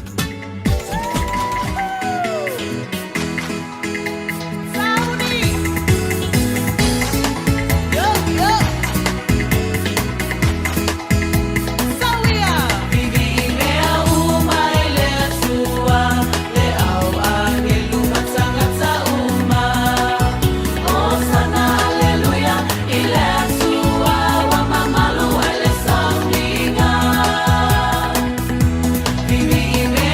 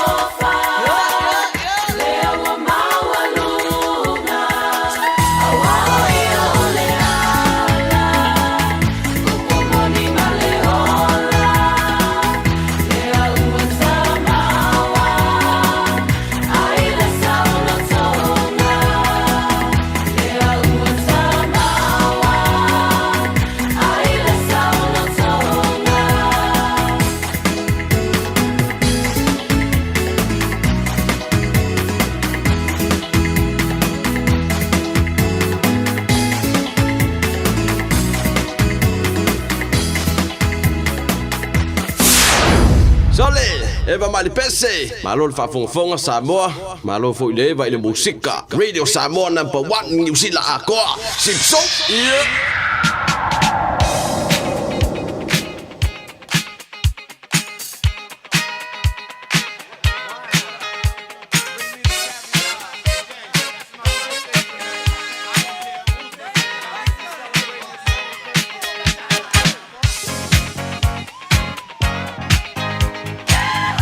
Afatono le July fitu le taimi o family ngas fa nau mo le aso luar nei sun fitu se tema ma fa ne fa ngai na telefoni mo matala telefoni mo o tolu fitu tasili mai ma tolo lo mo pele mana mo tanto email on air at radiosamoa.co.nz. On go Facebook ma YouTube Radio Samoa pula oi o fe va ngana o na family ngana nei foi tai fo ya le o tanto telefoni ma lor si family ya sai fo manuia ila sungala wa tavai a foilo o va ai le tai au fa tai mo lo wa no ia o lo fa ang fa man yanga mo le tina ya tau wanga sa ya anga teo na evanteu ma lo tau iri tina ma lo fo i pa ma lo si ma lo le on sa eu ya ma we ma il tino ya na le se no le li ya ta etele mo ni tele o tau sango foi mai a mui oi fa tai le tuo a tolo var sulima tau sanga le so ya man mi foi fo fuang le spa lau wol malanga tu la lo ai o lo fa anga e mai lo mastanga le tina nga wenga I blockhouse bay ya mastanga tina ya o talo lava ya to fa poponi se tele pa o popo I lo so I foi wina e no fale ya o lo o pele fala mata po ia fai vole mastanga ia o lo fanga na e va tu la mastanga ia mania tele las fa lau fa tai ta vai mo la no manuia o to ngal venga neas ai manuia fole neas tina ia lele e fam nenga lo pito ia o lo ia tatu fa mania ngalunga le api folinga maya Eliza vai lua Whaamania atu le atoanga o le lua se fulutasi tausanga o se o nephew ia ana papa David le au vaa I Samoa. Whaafatai le atua ona o le malosi ma le ola o lo o maua e oe. Ai meise o lana whaamalo longa whaipea ia te oe. Lea ua mawhai ai ona e au lia manuia mai. Le isi tausanga e whaau popo I lo wola tuputupu ai. Ia o ngalo o langa mo sana vaenga mo aso o iluma. Ma tau te alo lo fatele mo oe pepe o alo faanga mo oe papa o alo faanga ma faamanianga na e avatu I o aunties o Geraldine ma Josephine a maise ai o cousins ya BJ, Nolan, MJ, faalongo ifo and Zayden ai fasilisile alo faanga o lo favorite auntie o Peka mai Aotearoa nei. Sa vai po ese tato avan vala au fa mon mone. Pe na ile swi fam le ngale na mai al tai au lungo le Facebook fam mo de Gloria mau. Na tau no mai le rapele kanga ele ngong er kaya ya po le tai na fitua fam mo le po mo lo bit. Le ai ele mo wa. Sorry to vai. Okay, ol family ang nei mai Gloria mau ol family ang ala sa fana Mary Rose Faustina la uli mau o mangele ol vi inga mal fa tai tapa o sidi le langi ona olona nga lo family ang le ya to ela fine ol source for fito September lua filosofa wa to ile balu to sanga lo ola o langa tu ai tono so ta to ainga ia marbu puia oila fine ao tinapa io Maria Fapelo na alo Peleino Yesu le anga lofa mamana ia ia singa luenga ma se au tatu te maalangi et au na tuai mo lona swafa ia mo lo langa o ina to anga de lotu a nga safa pea lawa onga olo to wina ilo langa tu ai to anga e laule Rosalio tina pa ia Maria ia waso lumana e Maria ia lofa iso stangata ia fia Mosip so Swani happy birthday olea for my dearest granddaughter Mary Rose Faustina Laudi Mau God bless you. We love you so much from your dad's family here in New Zealand and Samoa. Enjoy your special day. Love from your sibling, Azalia, and your baby brother, Zephaniah. Etwale, and your cousins and your special ones from Divine Mercy o Tahuhu Parish. Manuia tele lava ia loa sa whanau le nei fo i aso. Ia langa, o le sa whangaurunga. Tātou nātos. O le se swa mga ngano pikoa. Le ai te vai. Sale. O tātou wale nā la solua. Asas fufitu se tema. Oia, oi ka fefe. Fo i so koi kirikiro kasia koa e pe i sisi vaenga ki o misi a ka kou sole. Ia sa. Oia, wei. Ai. Ia le lei fo i masalo o iranga. Ka ko famunga mana nei tai a mori nei aso ni fala malo leus. Whaftai lava tawai manuia, lava le tautua lo tutoi lau sunga, whapea fwoi le sunga ia Natasha, sa mola atunu pele, whamalo whaftai le nei tai ao, anga leile ali i taita ina lo o tosoi fuamalo o wola, se aso i luma, a amo le nei taimi manuia lava singa o le aso lua, alofa atu, soifua ma ia manuia. Ole pesele family 12 pulenga mala fenga benga rede sa mo man pokalame malo le tai amo tele lava to wa sa fana ule so. Na wato los polima ile valu.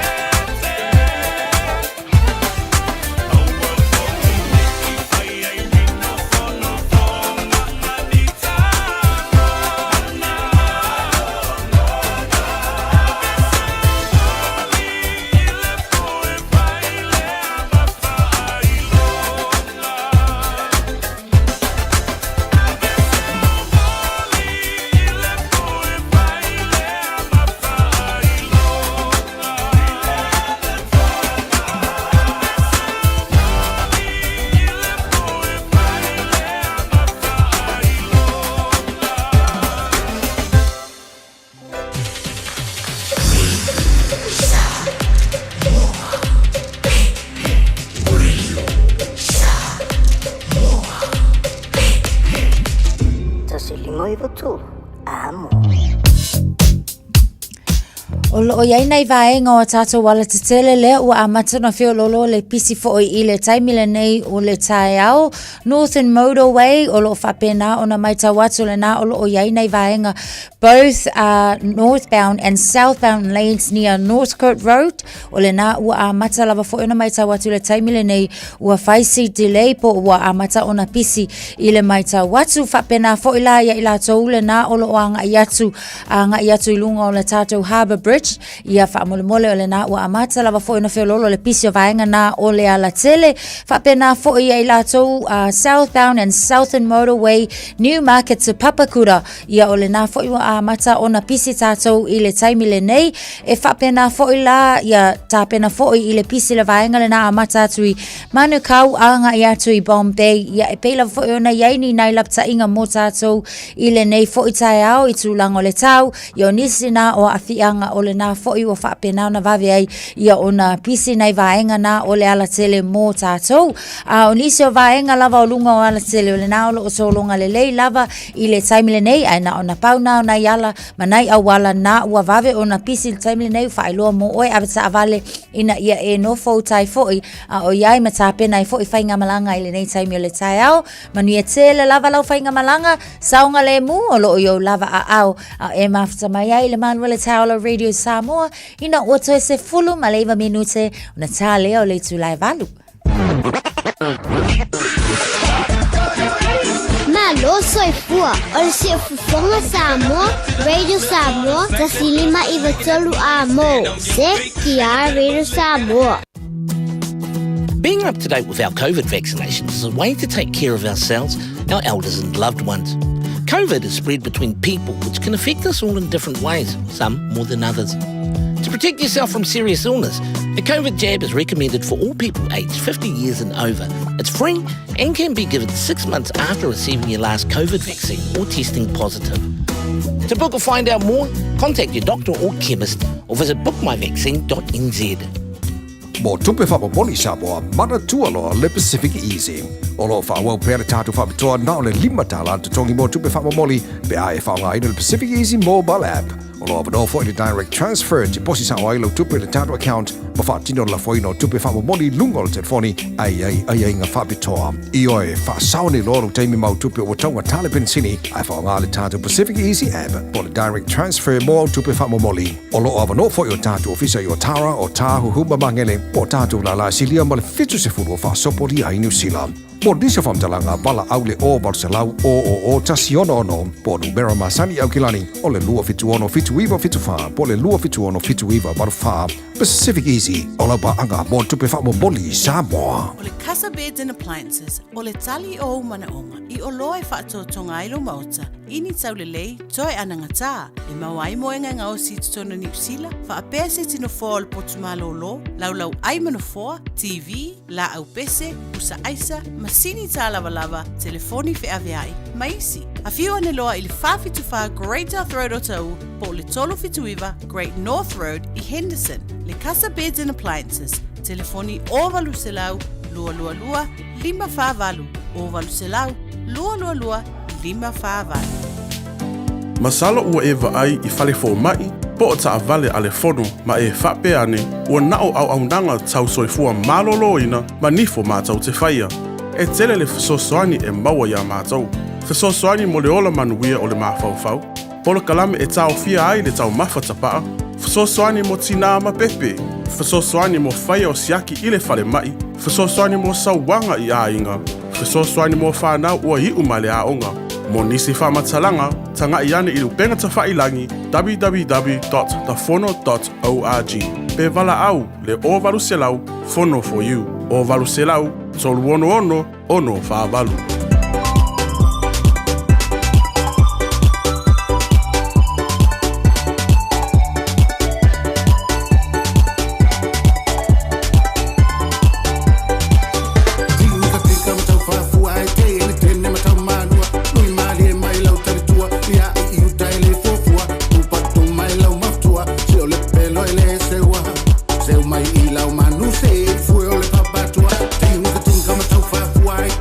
Never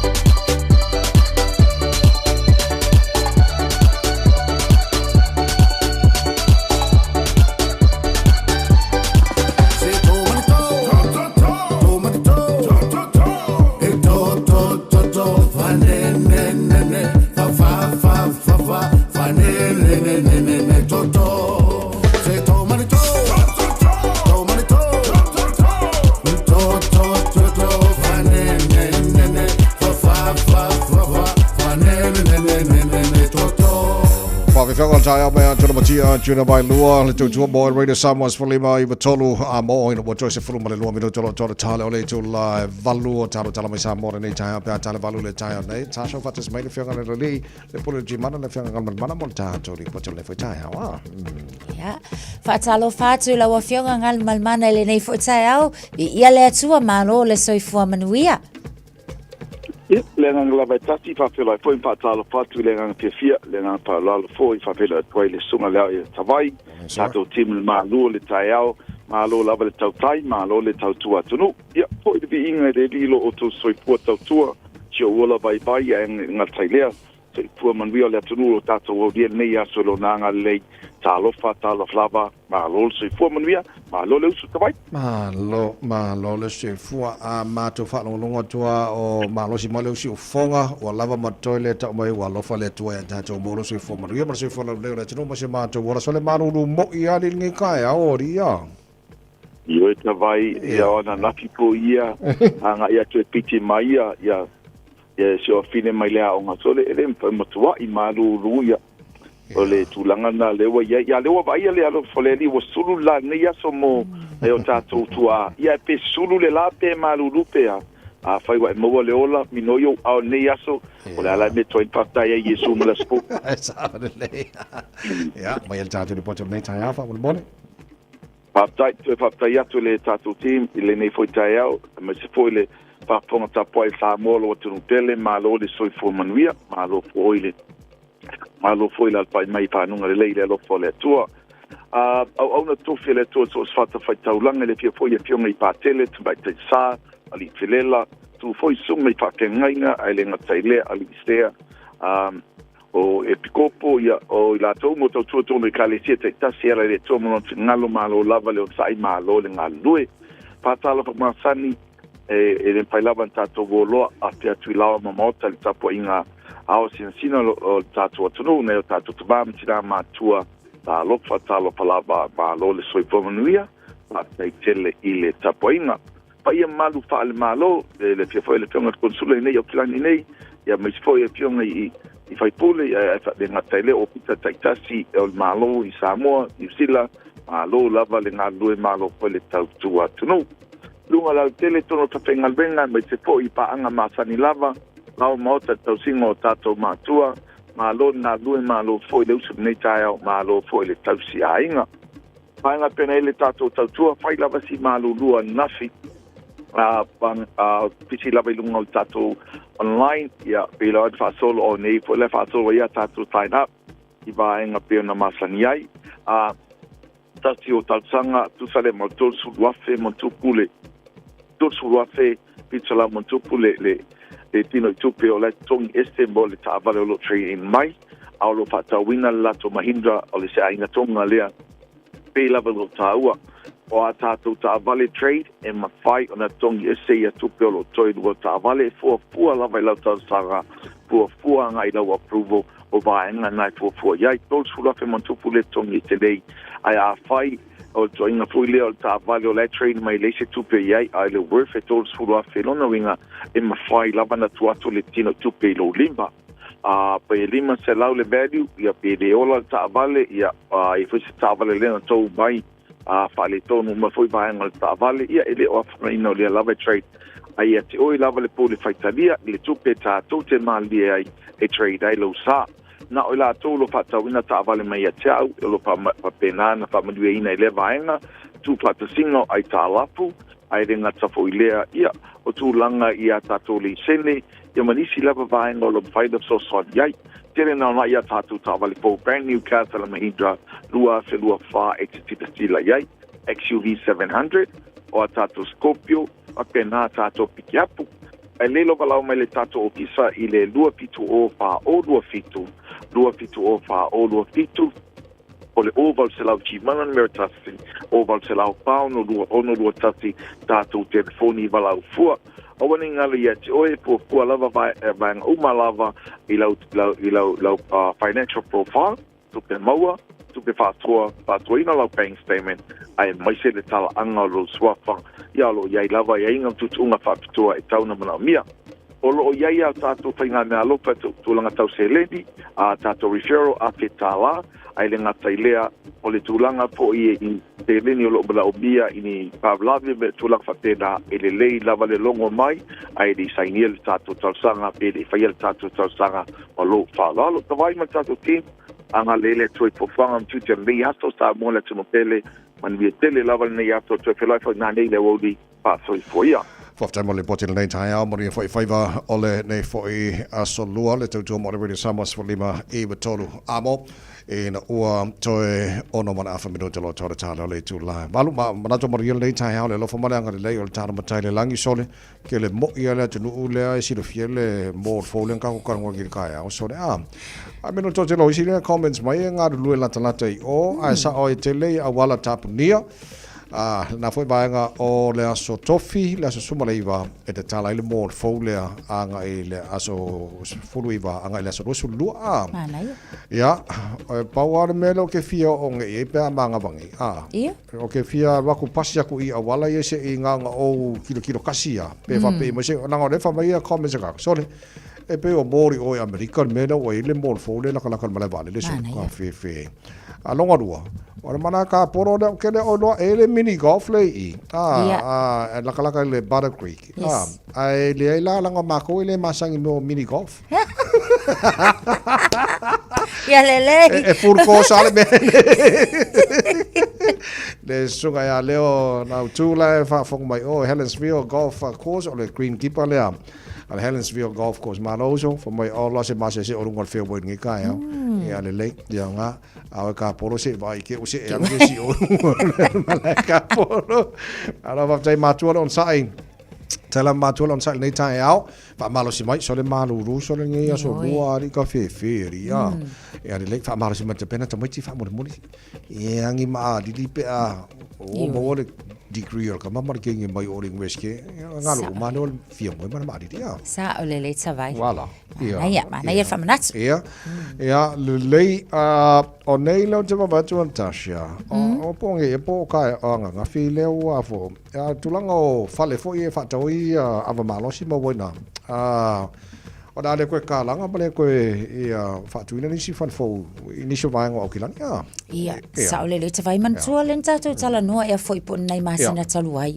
I le vai nga fo ile le polta ia la fo len au mai le fainga malo o ile council a le o e nai ia le taimi fa atapula aina e fa atawina ile ava malo si ia manisi o vai ngo le taulanga o le ale fa tanga ina ia ni fale ia fa atawina ia le pia ia manisi lava fo ia vai nga ona o le tulanga fo ile le tam fai lava fo ia faititia il tulanga ia afia ile tunu i lalo o le afianga o le ava malosi e peila o le mai tau atula e ia inisio fale o vaenga ai mai se lava lai te tono o le Auckland CBD po le Auckland suburbs o lo o iai le tumalo a konge o kirangi o lo o iai nei vaenga e le whaatanga ina aila o na iai ni fale o lo ai e whaatau ina aile ava malosi a o nisi fo i o vaenga o te tonu lava le CBDs o lo ai mai se o lo wha mamafa mo i lātou i ina le vaenga le nā o no le tūlanga fo i le tau mawhai e ave e sea mai i a pe whaititia le awhianga o tangata i le vaenga le o le tango fio le ava malosi irresponsibility e kakau lava fo i o ngā ingu le ava a i a be responsible o le isi la lewa a mata nei laso se fulu ma le ono ta vai lona winga e kakala le kako mōl ai ka pungi ai ka ofia il whatawina o ava malosi i a malepia inisio vaenga i tutonu lava foi o le taulanga autu au kilani a o le isi la vaenga lona lua ia o le a mata ona faa mautuina ma a mata ona aloa ia lona faa ngaina pe a o ile aso iva o te sema o vaenga lana o lea laia afia mai lava ia nisi o vaenga i nei au kilani Saute Hunters Corner ia pe o Mangry East o Manukau o Manurewa o Tahuhu o Tara Papakura Papatoetoe ta toula lea o le nofu sauni la awa o le aso iva la lea e o le a faa mautui na ai ma amata iuna faa malo siel tu la fono lea te faa tawa inai se ava malo si pe atale iva le fiafa Tōnua malafa minuto lo tōtalo le tūla e valu lelei o le Afrika whamarastin. Whai le tāra whamarastin o le tai au e o mono leso matala mai sa mo nei tai au fau so iluma vai le whango vai vai ia kako pamu vai le pamu i ngā asesi ia lelei kako ngane wo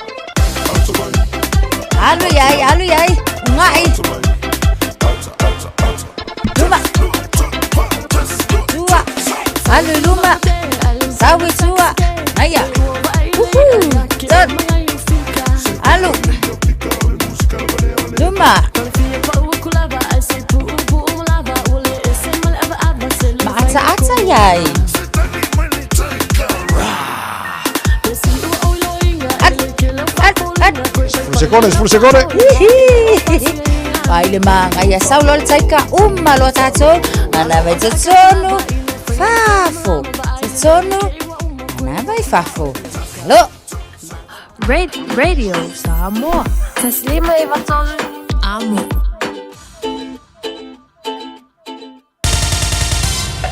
Usi mai alau whaafafonga. Telefon mai Samoa ia sa taitasi. Wa au mai mo oe ona o le langolango mai a le talofa voucher.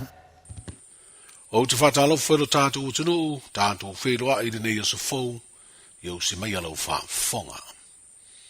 Wa mautu mōrianga is fultolu a leo whaasanga i a pokati tuu, po o pokati whaatau i rimas fulvalu tau sanga le matua o whaasta uta, leo lo tua i ele maliua se ali i leo, whapea se tamatane o le fio anga o no whaali. Le so fu nei va ya so to vala wai morianga o le o molia ma fa ilo ai lo ya leo. Le mai on fa mo tu o la to morianga. Le ai au fi ai morianga o le fasi o te tangata fa mo moina. U mio se a upenga mata utia o se la au malosi. Morianga o le fa o lima. O le umio u tu tau. Ma le morianga o le fasi o te tangata pa i valea. O tu avano nei le fa msidonga i le lo ia o fili e tau o veina morianga o pokati. E ta pena atu ai se talia le o moria i morianga. O le isi lua va yaso e to e vala awai. Ia mai te tau na wha mautu ai se talia le o moria pena te talia. Pe te ena morianga uma a leo leo. Au talia i nei se wha i unga le wha msinonga maua lunga i morianga o le leo si ta ia leo le wha msinonga. Po le contempt of court o lo moria i nisio le fio anga o whenga. O leo o wha mautu nei yaso e lua. O le atu ina atu ai mau mawhina unga whaare tū la whono. I le tālo sanga le fio anga le au waa. Wa lu i ai le wha msinonga maa wa lunga le wha ai unga. A le wha msinonga o whanua masuafa. Wha sino i ele ele o le nuu o whenga. E peona sa tu lai mai ai se fe ese a inga. O le stofi me las freida le vai aso nei. O le aido ilo ai lea ma ta upo lo to e fina wina i le au waa se vaenga o ele ele o lo no foia. Ma wha au ngai nisi o a inga o le nuu. O ia ele o mai a whaia i eile unga le whaam sinonga o whanua maswafa. E pe ona i eile polo a inga moa li ima whaipule o whenga. E whaata oto loa tua oi o lātou ele. O le ngāru wenga lea pe ona si le whiana tu lai mai eini whi ese a inga. I le vāo nisi na awa i lea ngāru wenga manisi o ainga o le nuu o le au waa. E luas furwalu tu sango se tamatane o le fio anga o lano i savai. Na maua i sa i di ngā leo leo wha pere vanga o ngā rubenga la vea i ele pulenga o le tinei mu ua maliu. O leo ua maliu e peo na wha ilo ai ele komisina o leo leo i se li ponti de nei vai aso. Na alu mo so na whaiva i le vai aso o mawai. Ai na longo ai alo na a inga leo leo mo se fesoa swani. Ina ua leto e fo iane mailo na whaiva. O se isi o sa i di ngā leo leo na wha tino i ngā tei whale o le fio anga o ngā tei vai. I le lua vai aso o mawai. Ona o se tamae tolu tu sanga na alu fo i se whaiva, a e lei to e fo iane. O sa i ringa na whaia e lei mawai lea tamama ua tau fi ai e sa i ringa. O le mali liwo ia tangata e to lua o whautua ina i e leo leo lea tanu, a e mai se lavo le autau tai. Ina ia mata i tū le lei po saunga le mu le samia o le ialu ni whaiva, ina ia whaasau ina i ola masoi fua. Ina i whaalave lave e tutupu le ngata i whale au whenga i eima ni whaiva, e le ngata i le alo a o whaiva i o ngā sami le loto. A o loma le whai ungo le vāso nei e whaalau i lo aloa i ai le tamai tai wa avea matau sala o le Miss Samoa Universe o le tamai tai o heilani kurupu sa avea matau sala o Samoa ma maulunga fōido na tūlanga le tauvanga o le Miss Global le tausanga o mawai. O ia leo avea nei ma Miss Samoa Universe o le a whai masui o le tātu o tanu i le tauvanga lo na fitu sfutolu e sa idi ai se tausala o le atu lau po le Miss Universe, o le awhaia le masino November le tausanga nei le tunu o Mexico. O le company telefoni whi awea i o le Vodafone Samoa, o le lango au tū leo tāpenanga le tamai tai o Heilani, mo lea tauvanga tere le rangi. O aperira le tausanga nei na whaelo ai le o fiatu o Samoa i lea tauvanga tausala, ai o Heilani, o se tamai tai e le ngata na malo i le palo le tausala o Samoa le Statue of Victoria i Australia, ai na manu malo fo i le tauvanga o le tausala o Samoa i le tausanga e lua o lua. O le tausanga le te neina a vei ma tausala o le Miss Samoa Global, ma ofi e tuai le sa i lingo se tausala o le kelope, le ena ia au sia le tūlanga lua po o le first runner-up. O toi whamanu e ina fo i le whalitali malo le Sea Breeze Resort i a ufanga, i le wha ilonga e amana i aile tautua a whalitali malo pito sili ona le leilo na pulea, le World Travel Award. O se fururua ai tau sanga o maua pēr lea pisinisi tau whaletani malo i Samoa, lea wha i longa ma avei ma pisinisi tau tangata tā whao, o loo ta i mua pēr i lea tunu i le tau tuaina o tangata mai whafo, i le ngata o lana au aunanga, a o le wha ngai o i o lana ngā ruenga i tūlisi tā whao mai i Samoa. O le tau sanga fo le nei rua o lua wha, wa wha ono ai o na maua pēr le Sea Breeze Resort, le wha i longa le Oceania's Most Romantic Resort, ai o le wha ilonga wa toi wha manu e ina ai le World Travel Award o se pine wha mauola leo se au nanga tau whale tani malo ua mawa e lona wha tinonga. O tulisi ta whao mai le mātutua le sfuru tau sanga malunga atu, e te tala i ei whae to o lea au nanga pisi nisi whaletari malo i Samoa, ia mao le isi leo mafu anga le tū maua lungo le na tau tua e le wha tū nganga, o whaletari malo i le ngate le li o tunu o le Oceania, ai wha pe foi i le lelo langi. O tali leo laka pia tama i ta i le manusina, i le tāpua inga lo tātu o tunu i lona wha ato i lalo le au malosi a tama i tai, le Australia a, i ai e lua sfuru le sfuru ma le fitu. O le fito ato e whaia leo se ta longa whaavao malo le tātu o manusina le tātu o tunu, tanu mai le tau sanga lua o sfuru iwa. O leo o sao ni uni me tāpena pena le whaia onga whaapere pūlenga i le tāpena sanga i Dubai, o le atau sini o ai le tātu o manusina, ma o le vai aso whai o le masina nei, o wha moe a mata whaanga solo ai, lea tāpena sanga. Manuia le nei aso i fuafuanga mga aduenga, so i fuaia. E si lia malase laufala o loa i Samoa e mawhai ona whaanga i le talofa voucher mo whaatanga alu a inga. E le atua lava se 5 milu te lafu antuai mai New Zealand, Australia, Amerika, mai si antunu. Ai tau nuu i telefoni maolo e whaanga le talofa voucher e whai e le whaatau. E mawhai fui ona tungi e tuai le cash power wha pēle pili o le vai isa o se taimi. Angai loa i le www.pacific40.com e lafu ai se talofa voucher mo lo a inga i Samoa. Mo nisi whaamtalanga vala umai le olua tasi o valu tolu, lua tolu, po le info@pacific40.com. Talofa, we're the Katinas. Talofa, this is Pat Lam. Talofa lava o a o lapi marina, mau pela o litio. I le Radio Samoa, tasi lima iwa tolu amo.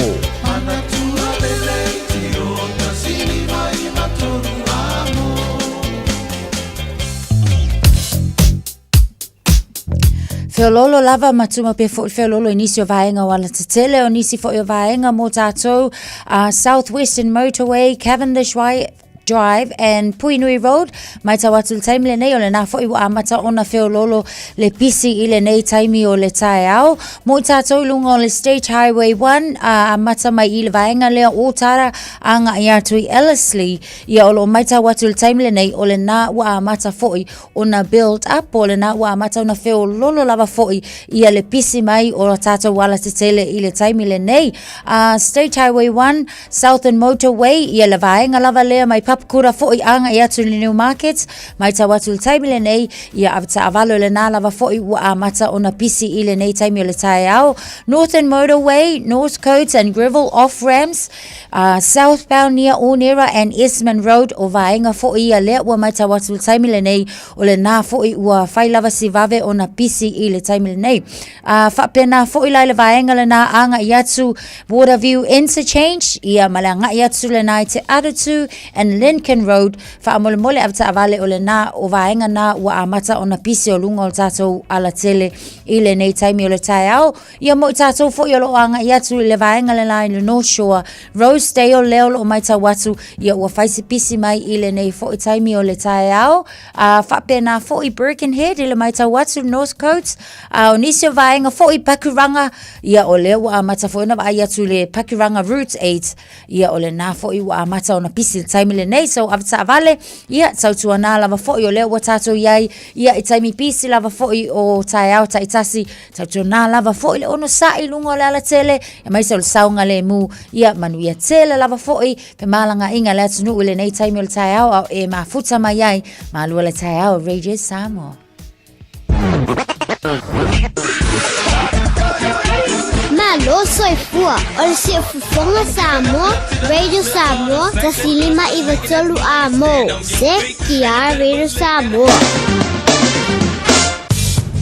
Lua se fulu mara lua lewa vai atua i ele vevela le e Samoa nei taimi o le tai au, le isi swinga le tau i Samoa la matele lau foi ina rangi le leini so taimi pa o foi timu i niso vaenga o le atunu. Ile nei foi aso lua se fulu mara iwa le maurunga na vevela le e Samoa nei aso lua.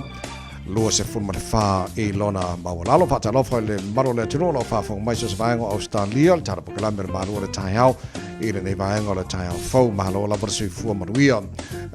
Minus 0.6 solo i le maru lua le ea le la moi Canberra le nei taima le tai au. O la wha solo ina pua oa e langi le lei fo i le so matau mawhanawhana tua i le eas furu iwa i lona maununga minus 3 i lona mawalalo. Pata lofa i pa angal tara paklame so svaenga o sini Australia ma lo la vara sui fua maruia.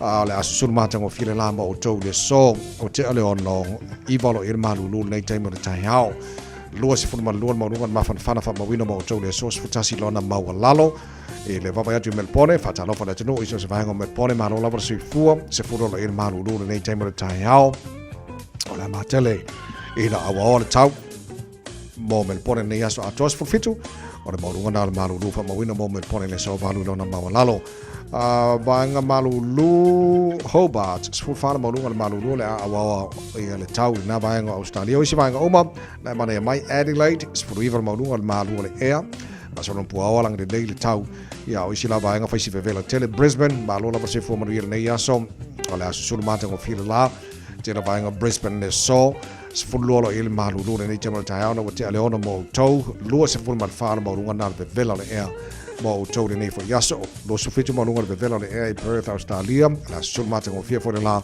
ia male fa solatu ina awa pa timu ni se vaenga Darwin George Futasi mo lunga de vela fa mo ina mo le so se mai le talo tau ile la mua e po no fanga fa sa longa Radio Samoa tamaki makoro au kila ni se fu lo ye maru lo de nei vaenga le tai fo o to fain fa mon mai pa timu I fa fo atu o winga na tau le so e yel te me mafai ti munga ni so time o tai on nei fa solo nangi malosi ma sa vidi mai sauti si fo iva se 4 km le tu la malosi e ni so time to malos fu toru fa si maru lu te lo tanto le so se fu toru marunga le maru lu ma solo langi le mai tai house fu lima marunga le maru lu tai hao ma solo langi le la stofi pa timu las for raile langi le la sto nai ma sa ma so fu ia pe na fa mawina ele avai tau nei time ole tai hao fa mo mo ma na vai tau tu na mai nei time o tai fo wa fo fa fo mai le tno ya le ma bano le tno ala lampa pa au isi maenga pe Hawaii America ma ni so tafo kelope fa mo mo mo rio mai tau mo tau ile nei so fo wa tatu sabari o tu Radio Samoa for lima ve tolo mo no so tolo lo wa nei ya le tu la balu ya o tatu tala na mai sa mo nei tai hao ma na ya le tu ala lo leo langa a fa no nga tu ile so fo mai mau ye lunga sami ya ole tu atu nei ai ngo laio so mai sei a sei fa ye fo isi ta maftanga ia pole afiafi pole ia a wo fiu te tali wole fo mai o se vai nga fa no tele le mo nei ai nga tau na fa mo sia tu le nga ngo le tu nei ai nga tai me fa no ranga ia ole tu lango iai te ro fo umane fo ile tu lalo tanga wengo leo le no fo tele le ma ba ai le wing o le tai ba le wing o le tai ia ole ia luia fa nga fa fo ia so mai sei a wa fo tama tanga nei ai nga mo tele sala fai nga mo tato uma io e ma tu fo ele sala le upu fo ia e silia le pui ele to tau tunga fitia o le utsangia lava fo ia laptainga ia le tu silia na ta wa mo tato ya ole tu langana na ipana mai Samoa ma ne tam fainga helani Pearl Kurupu ya le ngata ina uma fo lona time ina pale mai ai bi Samoa ya lua felo to le fo na family ina fo ile Miss Global first run up ya le fo la to help with vai o le Miss Universe ma mo ya so le na ya tele ya all the best ya la sisi ya ma fu Samoa i fo ya tawanga tamai tai la le tau sala la le o le wo o le Universal ka o le ngaka le Miss Samoa le ka ko wo le Miss Universe ka ki sorry mana ya tele fa afta yele lo to fo yo le fo ya lo tamai tai ya wa o tato uma lava le o le sui lava le o tato dala ia le fo i o le la o skola ngar ka ko mansina ele per skola ngar mai ka ko Facebook page e lo se fulu sko sa ala na le o mai Samoa lo se fulu ele se fulu fitu tam sanga la la so nel tato monsina manga ke la le wo ma ple tato monsina mo sauni mo tam sanga le o Dubai le ala rock monsina so ke kalo ya va venga o monsina i lungo ka mo sanga ia ka alo New Zealand ma engelangi ma na ka wanga ma ia ka ko ya le ona vai ngana mai Samoa ni foi tai fo le ole falta il malo le kuor ma ko piko ma ko o le a foi sea breeze sole o kere ka usanga sole o solo ma ko for ka malo ole ali ia foi ia fai longa te lo ali ia lo langi ali Palasi ang Fort Oceania, most romantic resort. So, I saw love with mama ko. Lang romantic kiri ko falkalma. Lang fa fe lang ai ole falkalma lo le. Ia. E tu ila lo ile le sapia. E te man tol tala ang falta malo le no fanga le safa nga e o ta win ai ta mai tiu no vale fo i America.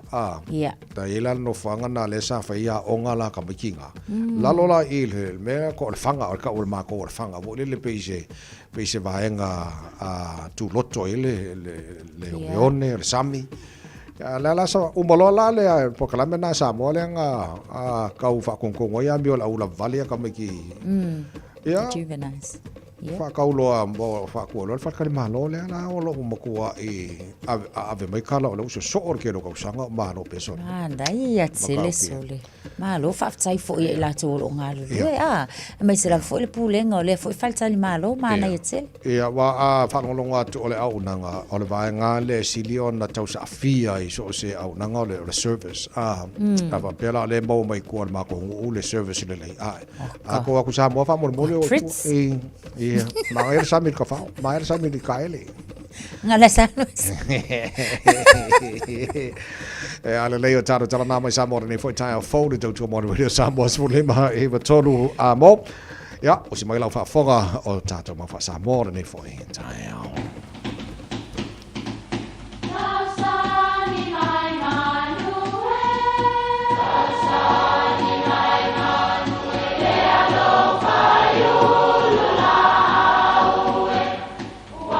E o whanga manu i o lulu o la au, awa e whawhanga i funga o la au.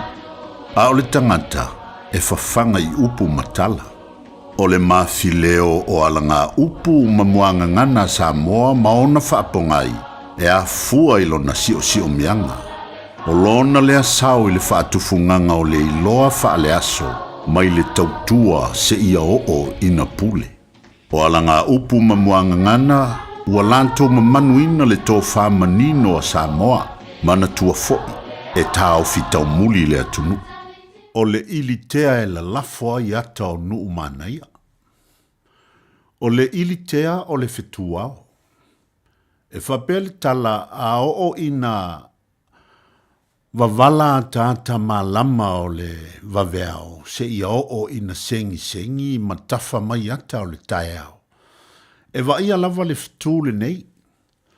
E muli o na fotu malama le la. Ai ila mai pea le fitu. Peisea i e a ia tamua o le aso. O ifo i e mawai le upu nei. O na o le fitule nei na te whaatomua ina malama o le aso. Ala fo ia ata o nuu. O le fotu malama le na ina uatua na i le pouliuli. E tā ua i le ngangana o aso uma, o le wha moe. A o le wha moe le nā e tā ua i le ngangana wha le tuspa ia, o le atua lava. O le ilitea e la lafoa i ata o nuu manaia, o lona winga. O le ilitea o le wha moe e i le tua oio pua ngā ma fianga. O le tua oio malaia ma manuia. O le ilitea o le wha moe e i le tua oi o le pongi sā ma le malamalama. O le ilitea o le moe o le lelei ina ua tua na i le leanga. E mawhai o na wha o ngā i launga o maliu, ia, po ni wha o unga, ia, po ni mea lava, lea lava le tua i ngā wha o ngā ina e whina ngalo i ai, pe a malamalama i le winga le upu. Ioe lau fionga bantele, o lea ua whaifo mea le langi i le taulanga pa ia o le misa sa vangai ai le lao ai o le wha moe ma le mauti noa o le toi tū a wale nganga o lo mātou tamanei. Ua vea u whaiwa whao si taulanga o le nei aso o se ilitea e la lafo i ata i nuu manaia a o se pula na te taloto ina le tua oi o le alo ma le moana. Awa ua tafi e sea ni whaanoanoanga sa au fitia ai le tina ma le whanau, ma le ainga nei, whaafitai whai te talo, whaafitai whaamanuia, whaafitai whaamawhanwhana. O le ilitea e la lafoa i ata o nuu manaia. ia manuia lau whaasonga le nei aso. Wa se lau pasenge sole le maumala nga whaasamol nei tai au sole a. O le mana ia wa le pe lau whaalongo whaasa mai au pe ase a ia le whaalapu tonga ta o le foto malama le ie nei a le whaalongo longo ngei le tau whaalau te le ino le upu. Mana ia a. Te lopo na le na whawhau mai ia le fo ia whaalapu tonga a. Mana ia le whaalongo longo ase. Yes, ia le whaalapu tonga ia ia fo i le a onga o lo whaingoa ina i le foto malama. A le whaalongo longo atu la le taimile nei o ka le mana ia. Whaalau te le ina la le amale oa o le tātou ngangana ata vai. Ai sa le nga. Mana ia walanga e manto foi la e o solo le fitua. Fai ka ma a mai sa mo ia le tal no atu tai ile sila fia ma la mo nai matu ila so fai te winna o fitua le langi a. Se le tapuitea ia o le itea la le tal no ile upu nel tai. Ia le fitua be o le fituao a. Ia. Ai solo kwa manga ia mo ia ia.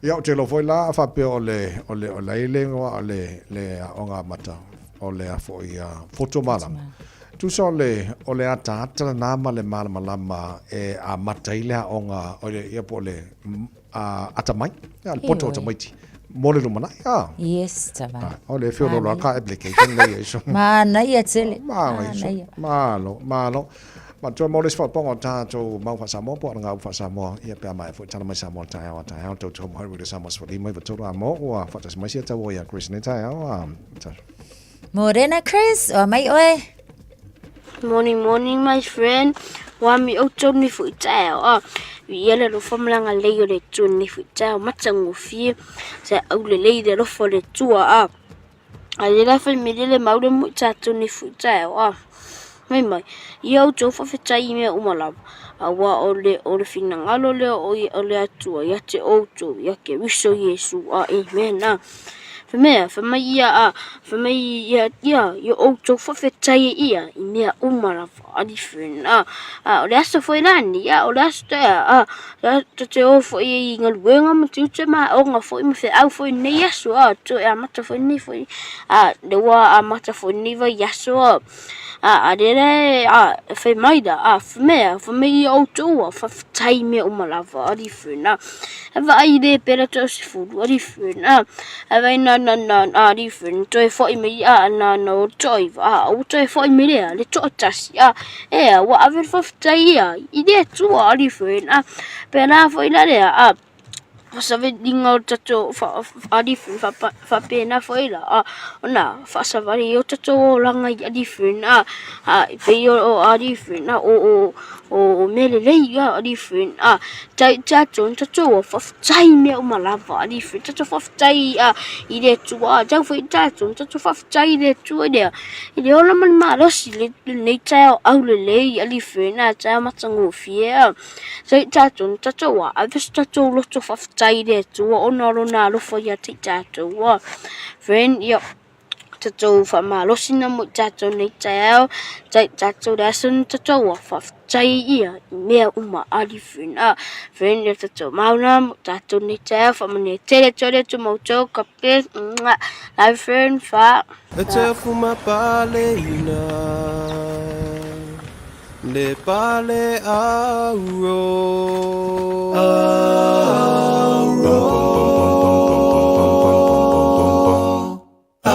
Maya leilo le so fio Maya le po tau le lei e te fuma pale ina le pale auro ala Maya leilo le so fio Maya le po tau le lei e te fuma pale ina le pale auro pale ia pale auro pale auro ili Maya le pe ili Maya le pe pale auro pale auro e te fuma pale ina le pale auro Paleia, Paleide Auro, Ili Mayale Pea, Ili Mayale Pea, Paleide Auro, Pea tu Oai, Siona Matu Eseno, Avenga Ma, Ofuile Ofue, Sisina Mata, Uta Ulau, Sala Yo Yesu Olofa, Aola O Mafatia Lama, Avenga Ya, Ofuile Ofue, Sisina Mata, Uta Ulau, Sala Yo Ete Fuma Pale, Ine Pale Auro, Alamaya, Maya, Leiro Leso, Fio, Maya Ile Lipo, Eta, Taule, Tawalei, Eta Fuma Pale, Ine Pale Auro, Paleia, Pale Auro, Pale Auro, Ile Maya Lepea, Ile Maya Lepea, Ile Maya Lepea, Pale Auro, Pale Auro, Ete Fuma Pale, Ile Pale Auro, Paleia, Pale Auro, Ile Maya Lepea, Pale Auro, Ile Maya Lepea, Pale Auro, Pale Auro. Talofa, we're the Katinas, and you're listening to Radio Samoa on 1593 AM. Fie mea whai mga yoinga le topi tunu ua awina atu ona o le lango ale Auckland Council e ala mai I local boards. A whai o lea fia nei loa I le silia ma le se lau tol sfulu ngā yoinga. E le aise tutongi pe I titi fo I le tau I le wha moe o le Auckland Heritage Festival o le Neitau Sanga. Mo le mau I le piitanga le Pasifika, matama ki makaurau e ala I sa avalinga, tala noa ngama whaalinga. Mai le aso luasful valo se tema e o atu I le aso spuma tolu o Oketopa. Mo nesi whaamtalanga tanga iane I le awa Auckland .nz. Talofa, o Salmasinga, fale lua, Team Toilolo, o le loia Samoa. Fabitoa la o unanga, I mta uputau immigration, pepa malanga, tangata overstayers, so stoinga visa. Apena foi le taxation, por tu la fonu tau la fonga. M5 foi on o tau avena mta upu fal tu la fonu I Samoa. Famal mole, vidi mail numera, o iva lua nono, o tasi lua. O iva lua nono, o tasi lua. Faftai. Call the friendly team at Seal Plumbing and Gas for all your plumbing and gas fitting needs. We can install and fix water taps, toilets, water heaters, gas hobs, pipe leaks, water mains, and much more. If money is tight, we can provide wins quotes. Call Fuimaono Mayu Upulusi and Steve on 021-797912. That's 021-797912. Mention this radio ad and we can cut 10% off the first hour's labor charge. Seal Plumbing and Gas. O le A1A Tree Care Limited, lātou te whaia au onanga nei. Teu, whamama, whangata, te ave sea li la au mapongati mai lo whanua. E ma whai fo na lātou te wina lau tonga la au matoi te tau. Wasilia mar se fulu tau sanga o lana tau tua. Wala au loa le A1A Tree Care Limited, le olua tasi o lua o tolu ono o. Olua tasi o lua o tolu ono o. Tasi lima I watolu amo. Radio Samoa.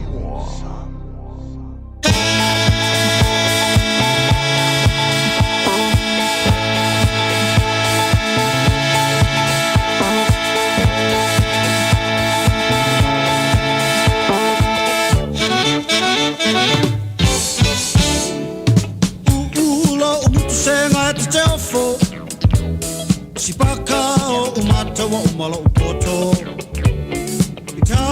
Tau mawhaine on a po Tata mei a pēr tawai Tau popo Eleni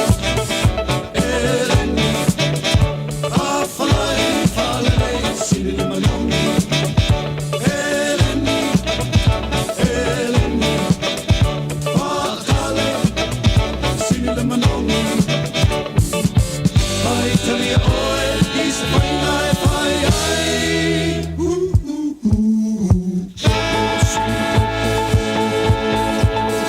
Fai ai ai.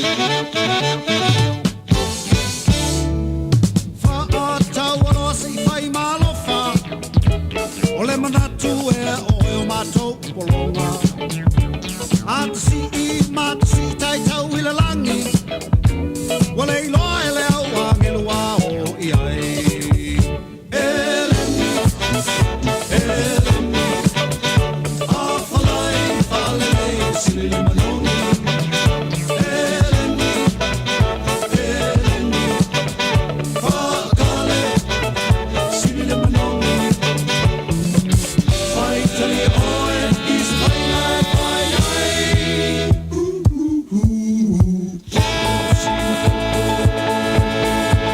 fa fai ai ai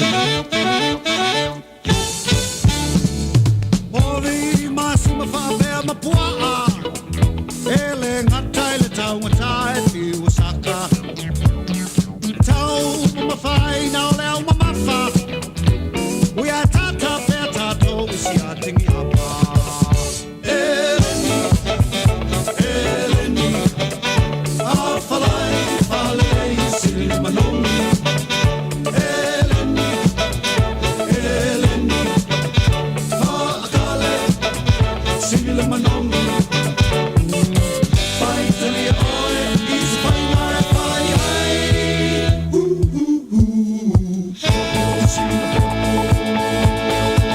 Fa fai ai ai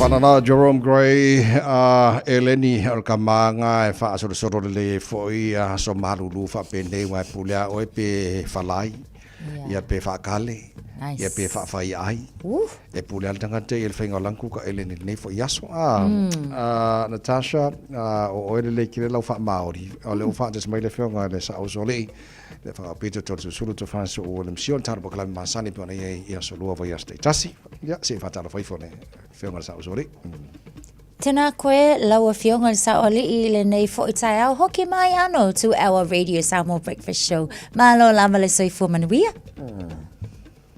Ia, ve anga to mai kama o le whare I kore o te moko whinga. Kia ora, kia ora, kia ora. O le nala. Malo lama soifua manuia. I lua vase lua.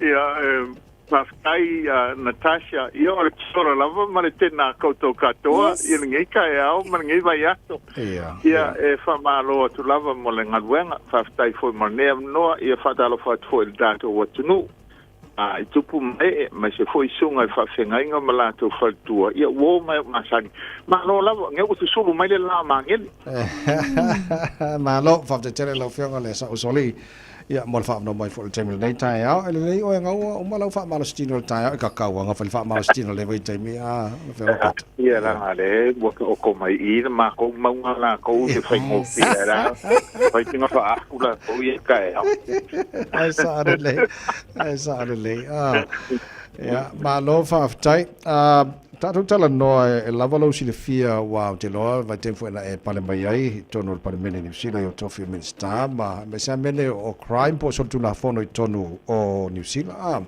na sa matu tala noa nei le amtanga nei vai aso wa mai le poki o whaaftai le pale mene o New Zealand ma le Minister O leo ile whaititia o so tula fono i tono CBD au kilang ai le kiri lau tele o le mele ia nei ia wa lava lau silfil tu langa le lau fianga bit ia man ko foi ile au porkiki la ko ia e fuarli pokila ko ia markala anga foi ma me ola ko puai ele leila ni pokia mo e amaira o kelengo me le kupu ia ngisila ilo le siva engol poki ola ele lei ai ka ki ai sivi poki ola ka mai ai me fa le kom ia man ko foi tavai o nge ia me o sulsula fo olo iai fa ma foi ola o poco e la o professor ma la o su foi researchers e fai lo mai ai a o nga maki kiwa le kungu ma fa le kongu ka ma ainga o inga foi ali mai ai soli kula fongo ia o le kaimira ngei ele kaumake i le fa le kongu ka ma ainga le o iai ai mai se foi la ia kulanga ia la o kupulama o inga ali poki fa le kongu i lo foi vai kaimira ko ia sa mai ali poki le maku ia soli kula fongo ngisi la o karbo a fia foi ia ka mai ka ia nga mea e kene ma faia nga faia kuala fam kalanga ia i le o kupulanga so ia ko ke faia ia o aku dia kaya wale ko faia nga mea it takes time e mo mia le ia o kala fo mai la ko ia mala o poco it requires wraparound support ele nga o ka o so kula fongo e pe fo la ko ainga ia pela o kulanga nga ia pawal me fo lele i le fo kwanga fo lava ia ainga kai kashi ia fo kwanga ma samila ma poco ilo ainga la ko ia mala malama po fe o ia ka mai le kai mi le kai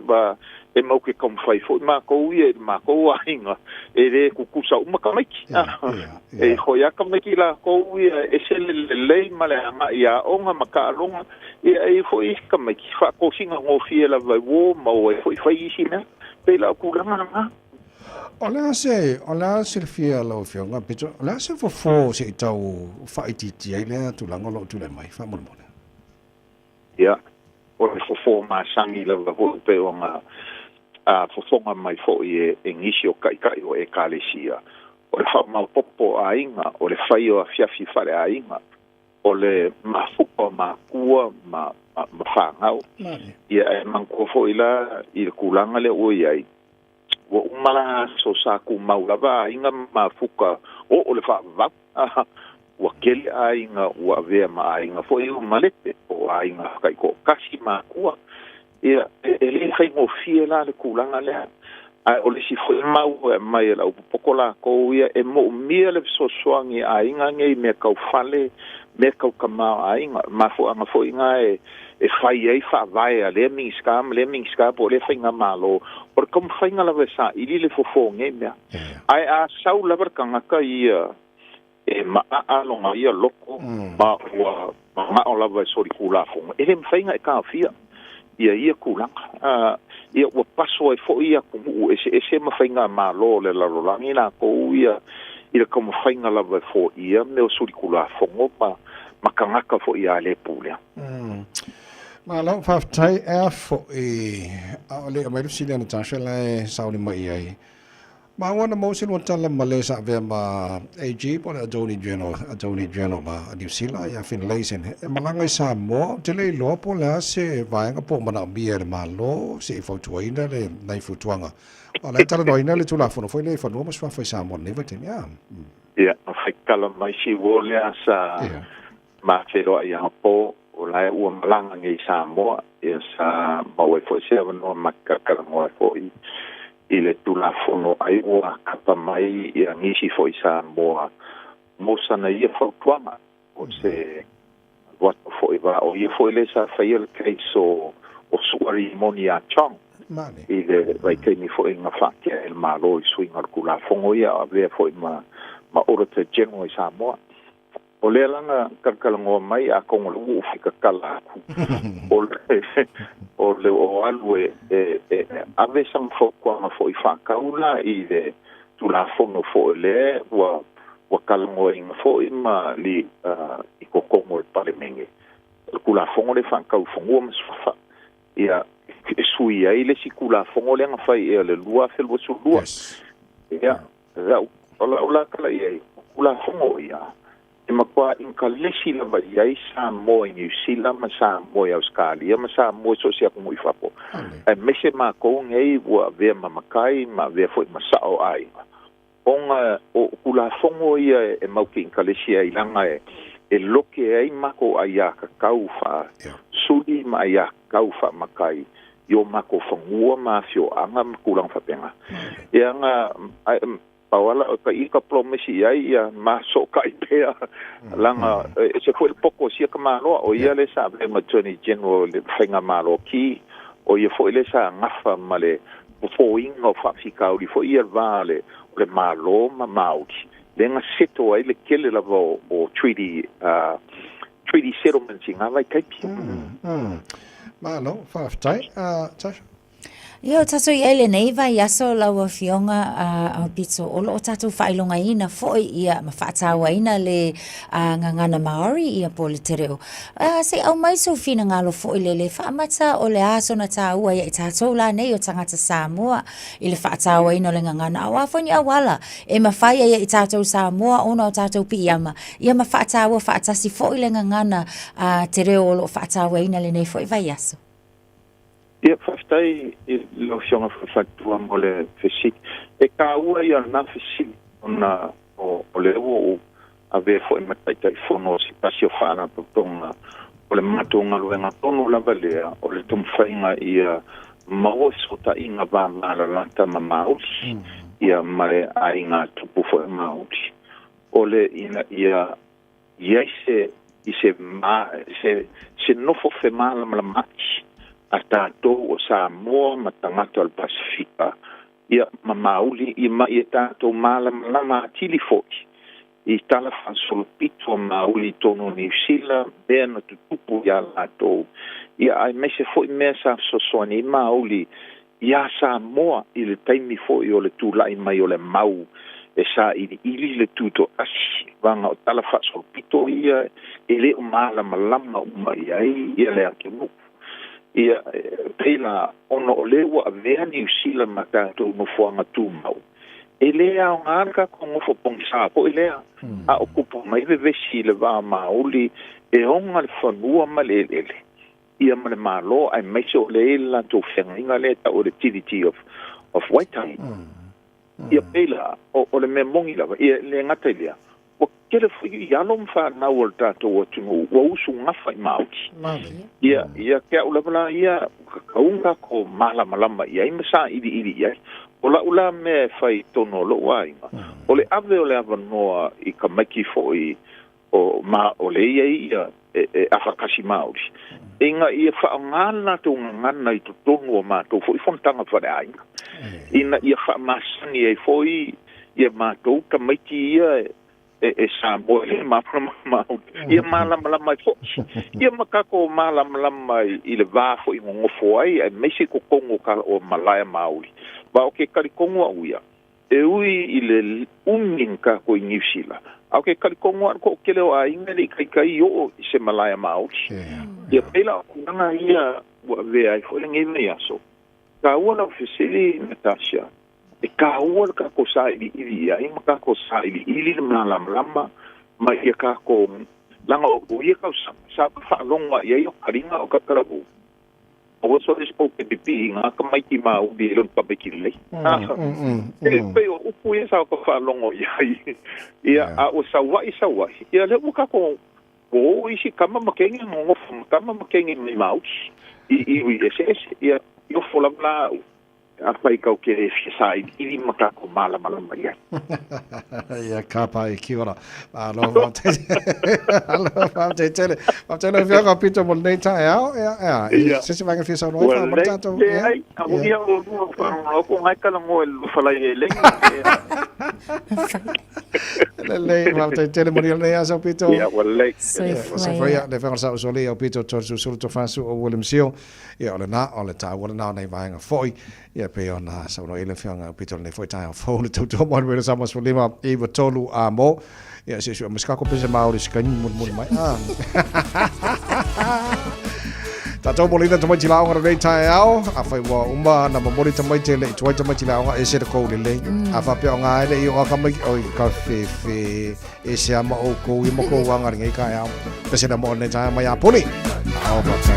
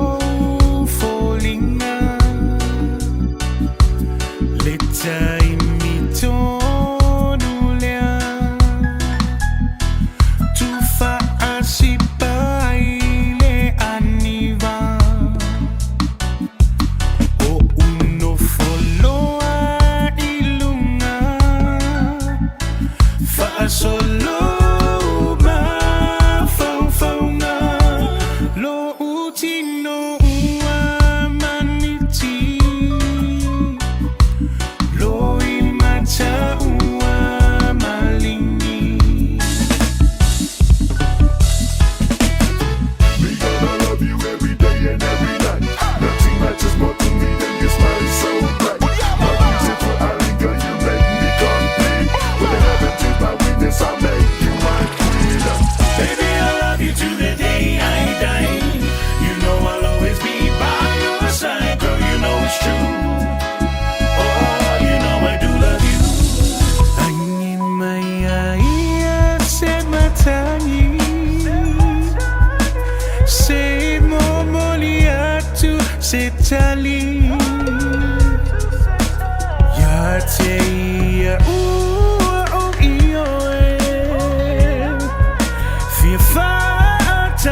si pema ilo unianganga fia maua pese mafutanga anale ilo alofa semanu otele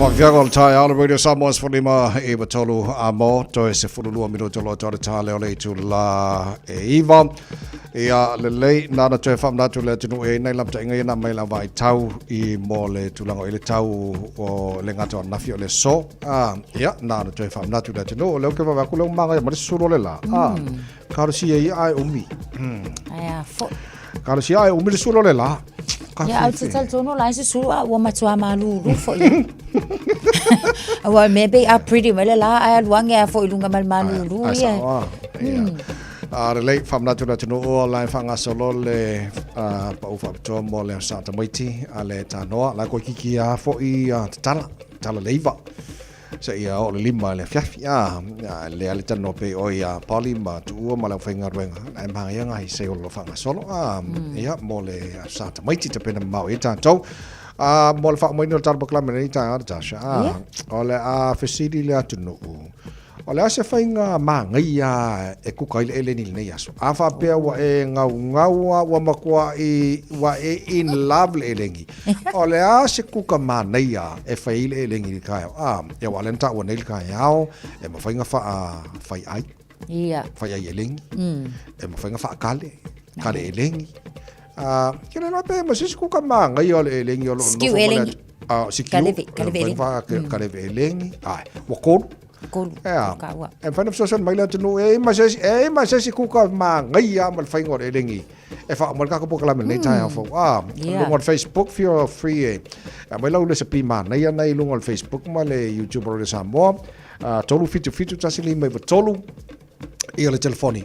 Fa so mai la ku ka fainga ka ngai le fainga le lingsi ma ko fa longo ngaku po le ape ma ka sia la ku ka le ke ngofo ma o le ka ku ase mo mai la ku ngu se mo mai la tunu po ala ku ka ma ngai ya mo le eleni ya ala se fainga ma ngai le lengi la so lu ta tu yai mai de sa mo ta lo fa lofa ia le ala se fainga ma ngai le lengi nei aso maruru Kamalanga asa suot po. Oh. Ngale siu masinga mai laisa hole la wa sakelea singa mai. Ka fe. Ole sua elengi la nga. Ole supo eleng. Le sua eleng. Okay. Ole sua eleng. Ma ngaya mo ia ai. Wa makesa war ka ka le la fa ngore lengi le sini ngo fe ia. Ya la ngala so la ma ngai fa mai kipele fiu. Alaisa, pepe, elengi, o iaranga. Lele, wei sa mo talofa. Falai pi galai. Falai pi e faile elengi. Se lau. Malekali. Ai. Malo. Ya lo fa tu so kwa manga ye fo ilau ku korngi kaya fo Ol pi e sa ve u elengi. Ai, wendra. Ya lele, talofa. Salo fatavai manatasa malo so tua manuia. Salo. Ala sa fanga mga yo lelengi ngi aso. Oi se availe me neis. Ia manguki foi le legi ai paluai ia ave ele pepa ia kiti ai maleang yang foi le yang ave polole fa ele sanguisi eleni sanguisi ele sanguisi hausi Patai la vatina oka naya ole ai sa ole leia la so ko kiki ngalo li sanguisi ri ia le nei we sa mo talofa. Alofa, Miki elengi. Miki ayo. Awai tinga ko kama ia masinga polo feu ko ngale la kiki ia kamalva. Oka kamalva ai alula le foi kalokao. Ia kamaleanga. Ia oi malo taba. So de kwa ma ia foi so le. Ai. Wa kele ni ku kala usawaria. Rede sa mo talofa. Ia claro fa, Maria é feide mauken. Sabe o mauken ire. Yang ia amen mauken ia avelo ia mare eden. Oka. Naya. Tina umang failau elengi nga fa mon se ku fa mai mama. Ano fa tai na. So ole pi sabe o elengi mauken sabe o elengi. Ai oi ka fe. Rede sa mo talofa. Malo se fo. Las fanga kama voya le polo elengi. Ia. Olha le fai. Para fa kasi le elengi mal falawa. Ia. Ya pun falau maka voya. Ya palai do maka manga fa polo elengi. Ia. Ya. Alo ero pe fa kiuro la ifa kasi. Wow. Right. Naya. E fo le ku kamanga ia so le. Wa vai fai ngale elengi le. Ka fe. Ya le. Sa wa ka ko o inka ko ko ngol Facebook pede. Yes, falai ka pisi. Manga ia ka so ka pisi pi maukengi. Sa fol ka mai ki o fa vale fa mai falai le isala elu. Ai, kamole va isala elu. Isala elu ai ko piko o ia isala elu. Ka level kali. Mana ia tele. Pede sa bota lofa. So le ka fa ko la ke le la de ki o so le menga le ngalim fenga ka ngom. Pede sa bota lofa. Lofa. Ma lo se foso. Fa ye ko shfurula ai. Ia. Kasi le lengi fa ka le a shu le makka. Ave a mo la foi pinge. Ave o le lengi la foi pinge. Ai ba ko le makka le. Ai sa wa. Emang yang ngale lengi ya, emang el fin ngalo lo so foi le. Alo fa ngale lengi. Se kasi ale lengi sa ve o mai pa fa pe ko kele la inga. Mangongi ako mai le suai lengi ngi ya so le re sa pa talofa. Talofa ta vai ma malta. O se ya le alas ko kamanga. Ala le fa ngale lengi le ke lo ya. Ole. Le le sos kamako mu fa alele anga amai ale ole pe le fa alele le sama le pepa anga e kango afufuru mama lima tipi le angiangi ya makua imuki i kokongo le pe le yanga e kango lo le ava ele apa ko sa ya sos kamako le lalo ya fa pu lo le kamalanga wa e vela mai makua mu le lunga ai para fa tau Alfaya eleng, alfaya Yesus kamako. Yesus kamako. Yesus kamako fa ale mumu. Iya. Ola ka ikakuka ngari. Ba ale fa yang ei pola sa. Wala. Ya, fa ngangei fa mole. Ole umalone so mala vno bulbuli on taru time nine time radio sama talofa. Talofa. Iya, ola so ku kamanga yole elengi fa umot ka ko kala mengi ka. Olfao, kano ya. Ma, kamalanga le ku kama. Ukama, pepe, angiangi, umaleasto. Iya. Seki. Ya, lele avno bulbuli on taru time nine time radio sama talofa. Ya, malol sifua ia si mais ka ko kamanga ia fa umot ka ko por kalame. Ya se pang ole kala sa ole ringi fa vela mai ko wave ko nge malangiangi fa ma ve vela le se hua. Ai fuala. Ai fuala ringi male le se fa. Ringi dala o ai foi da so fua. Ya, voi fa la oro la so lua. Seki. Malo fa te tere lava le tunu wa mai nal kelo ku ko le wa sha ku u nga ka mai kele fa ku ko le ringi so. Ka ko nga Aluenga. Ka ko nga se le ka manga e le nyu ka nga kar sui fuanga. Pula le ka mai kelo ku ko nga mai. Ka se ku kari e le ngi ka ke fiu fa so. Ka si al pusa e le ngi al masinga a ko kelo ku ko le wengi. Ya. Ola ngi kuka tavai. Ole le kuka mai. Mai la kuka ia. Ia eser kuka la songa fua, eser kuka la solua. Ole elengia. Ya, asa wa. Ya, lele malova aftai le tunu sa bala mai tatu le sepil le tatu elengi e ser ko le se fa fe kai ke de lava. Ya, lele ol tar bokala menna malol tai mo ne so lua fa fe tele lava le tunu le ngato le talo tapo inga foi. E man fantasy mana ka fa ka lo fa ko fa ile pese maori de. Malo do se ka tasha. Ya, malo foi fa aftai. Hei kona mai I roto inga mihi. Fa aftai tele tato te feilo ai foi. Ki te ano. Ja, fa soifua. Bilil poi.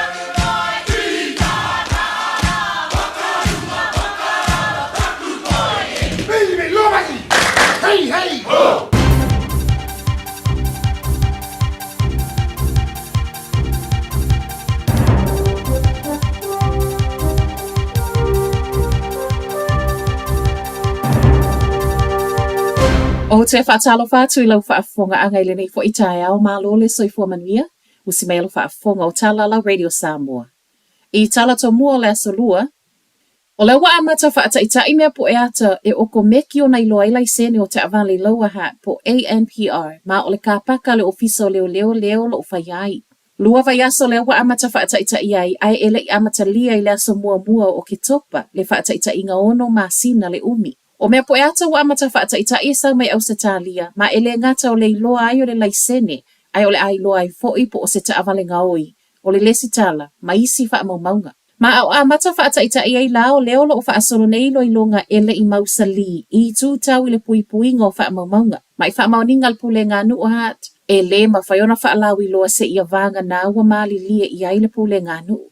O whainga te konolosi o lo o wha o ngai nei mea po e ata wha pēa, e sau mai Perth I Ausitalia. O le solo o lapata I aile telo vaengo ni usila I aisa to ulu e a fi ai fe malanga inga te avali. Ma losi o le aisa to ulu le ana amata wha mawina mai ana po se ia o mai I le so wha asolo atu ana nei. O le telo a wala highways o le walapata I ai le ngata o le North Island ai wha pia fo I le South Island. Ai mai le ofisa lo va ai tau e wha awa wai pia winga fe sui ya o le tau ma le malulu se ia o atu I le aso tofi a o nisi vaengo le atunuu o le aso atai au. O lo so e leo le mafua ango le maliu o le tangata le ana maua I le awauli ana nafi I Albany I au kilani wa maliu. O le afo le lua I le awauli le ana o atuai leo I se tasi o Farley Library Lane ma I tu ufa atasia talo o tai au e le o iloa le mafua anga. O le vai asonea wha aofi mai aia le malo suinga I le tūlafono o lo o aia I ai wha asalanga mo soli ngā tūlafono mātu ia. O le whaasila silanga le nei malipale mia Christopher Luxon I le umai o le whonotanga le kāpene tāna nafi. Ma o suinga nei au fia ilo I longa to e whaia I le whaatapu la o whaasalanga whaapea le whainga lo o tu umai ai I lalo e whaamasino le mamafa o whaasalanga. Sau no le minister o whaamasinonga Paul Goldsmith o ni suinga o le ato e tu uai le mamafa o whaasalanga tāla whea ngai I lunga o soli ngā tū la whono mātu ia. Ta ua le minister o se suinga ia toe whaatu mawai pēle tali tonuina e tangata lau tele o le tū la whono. Ai le whaaupopo le pale mia o ni suinga e o ngatasi ma le amana ia o aia tatau whaapea matafa ioi. I tu e tatau ona whaatau nuuina I totonu ni usila. O le naunau ta ingo le malo, ia whaititia le to o tele o tangata e oi le to ese peitai e le mawhaiona tupu pe a le whaititia le tele o whainga whaasoli tū la whono. Watoe moli maule pule a onga o se tasi o kolisi tele I ni usila I le te leo le suinga o iei nei talu ona whaasa telefoni. O Mount Albert Grammar o le ana mua whaiala na sai le amatanga o le tausanga talu ai ele I whaiale sa le malo I le tausanga nei. Le ana amatalo a ia le masino a Perila. Tala le tio ni usila o lo toe moli maule pule a onga Patrick Drum. Wa te le taimi e tala noa whaatasi ai ma avatu uma le wha ta maiti I taimi o vasenga. Ai moli maua whaia onga. O se fianga le te leo le taimi wa mawhaiona tala noa whaafesa nga I ai mawhanau, ina ua le toe whaataka ina telefoni. E tu sa malitolu wafe whaase lau whanau a ongolo au tawina I Mount Albert Grammar ma ua mai tawina fo I suinga le lei, I tu maanga mai whanau a onga ai mai se lava I taimi o malo longa. A tala whaaiu, wa tu si tangata I eito mai whaapitoa maanga whaatau I le saunga le mua nga I le malo. Ia toe whaalea o ngā ina na fuafuanga o le ato e tuuai I lunga le sawa e wheo a iaita avale. O le tūsile nei ma le Global Road Safety Partnership wa aveanga I le pāle mia ia Christopher Luxon, whaapele minister o whela ua inga Simeon Brown. Whaasfun ma le ono tangata ni usila o lo saini le tusi. Ma le limasfun ma le tasi mai atunu I whafoe au fia tangata mai Ausitalia, Britania, Hong Kong ma Netherlands. I le tusi o lo lapata I le malo. I le ono alu I lunga o le whainu umero tangata e mali liu ono o whaalawalawe tau ta vale. Ma o lo o whaalea o ngā ina fo I le tusi le fina ngalo le malo. O le tuu I lunga o le sawa e whewa I eita vale feso o ta I lea ma le manuia o le tamau ainga. I whaamaumaunga o tangata mali liu ono o whaalawalawe I lunga o awala titele. Lua se lau luas fun ma le tolu tangata mali liu I le vao Januari ma au kuso. O le tau sangata aluai. Ai se lau fitus fun ma le iwa I le periota lavalea I tasi. O le tausanga nei. Tala nalo Radio Samoa, manuia le nei aso. Ua na o le Radio Samoa se furuli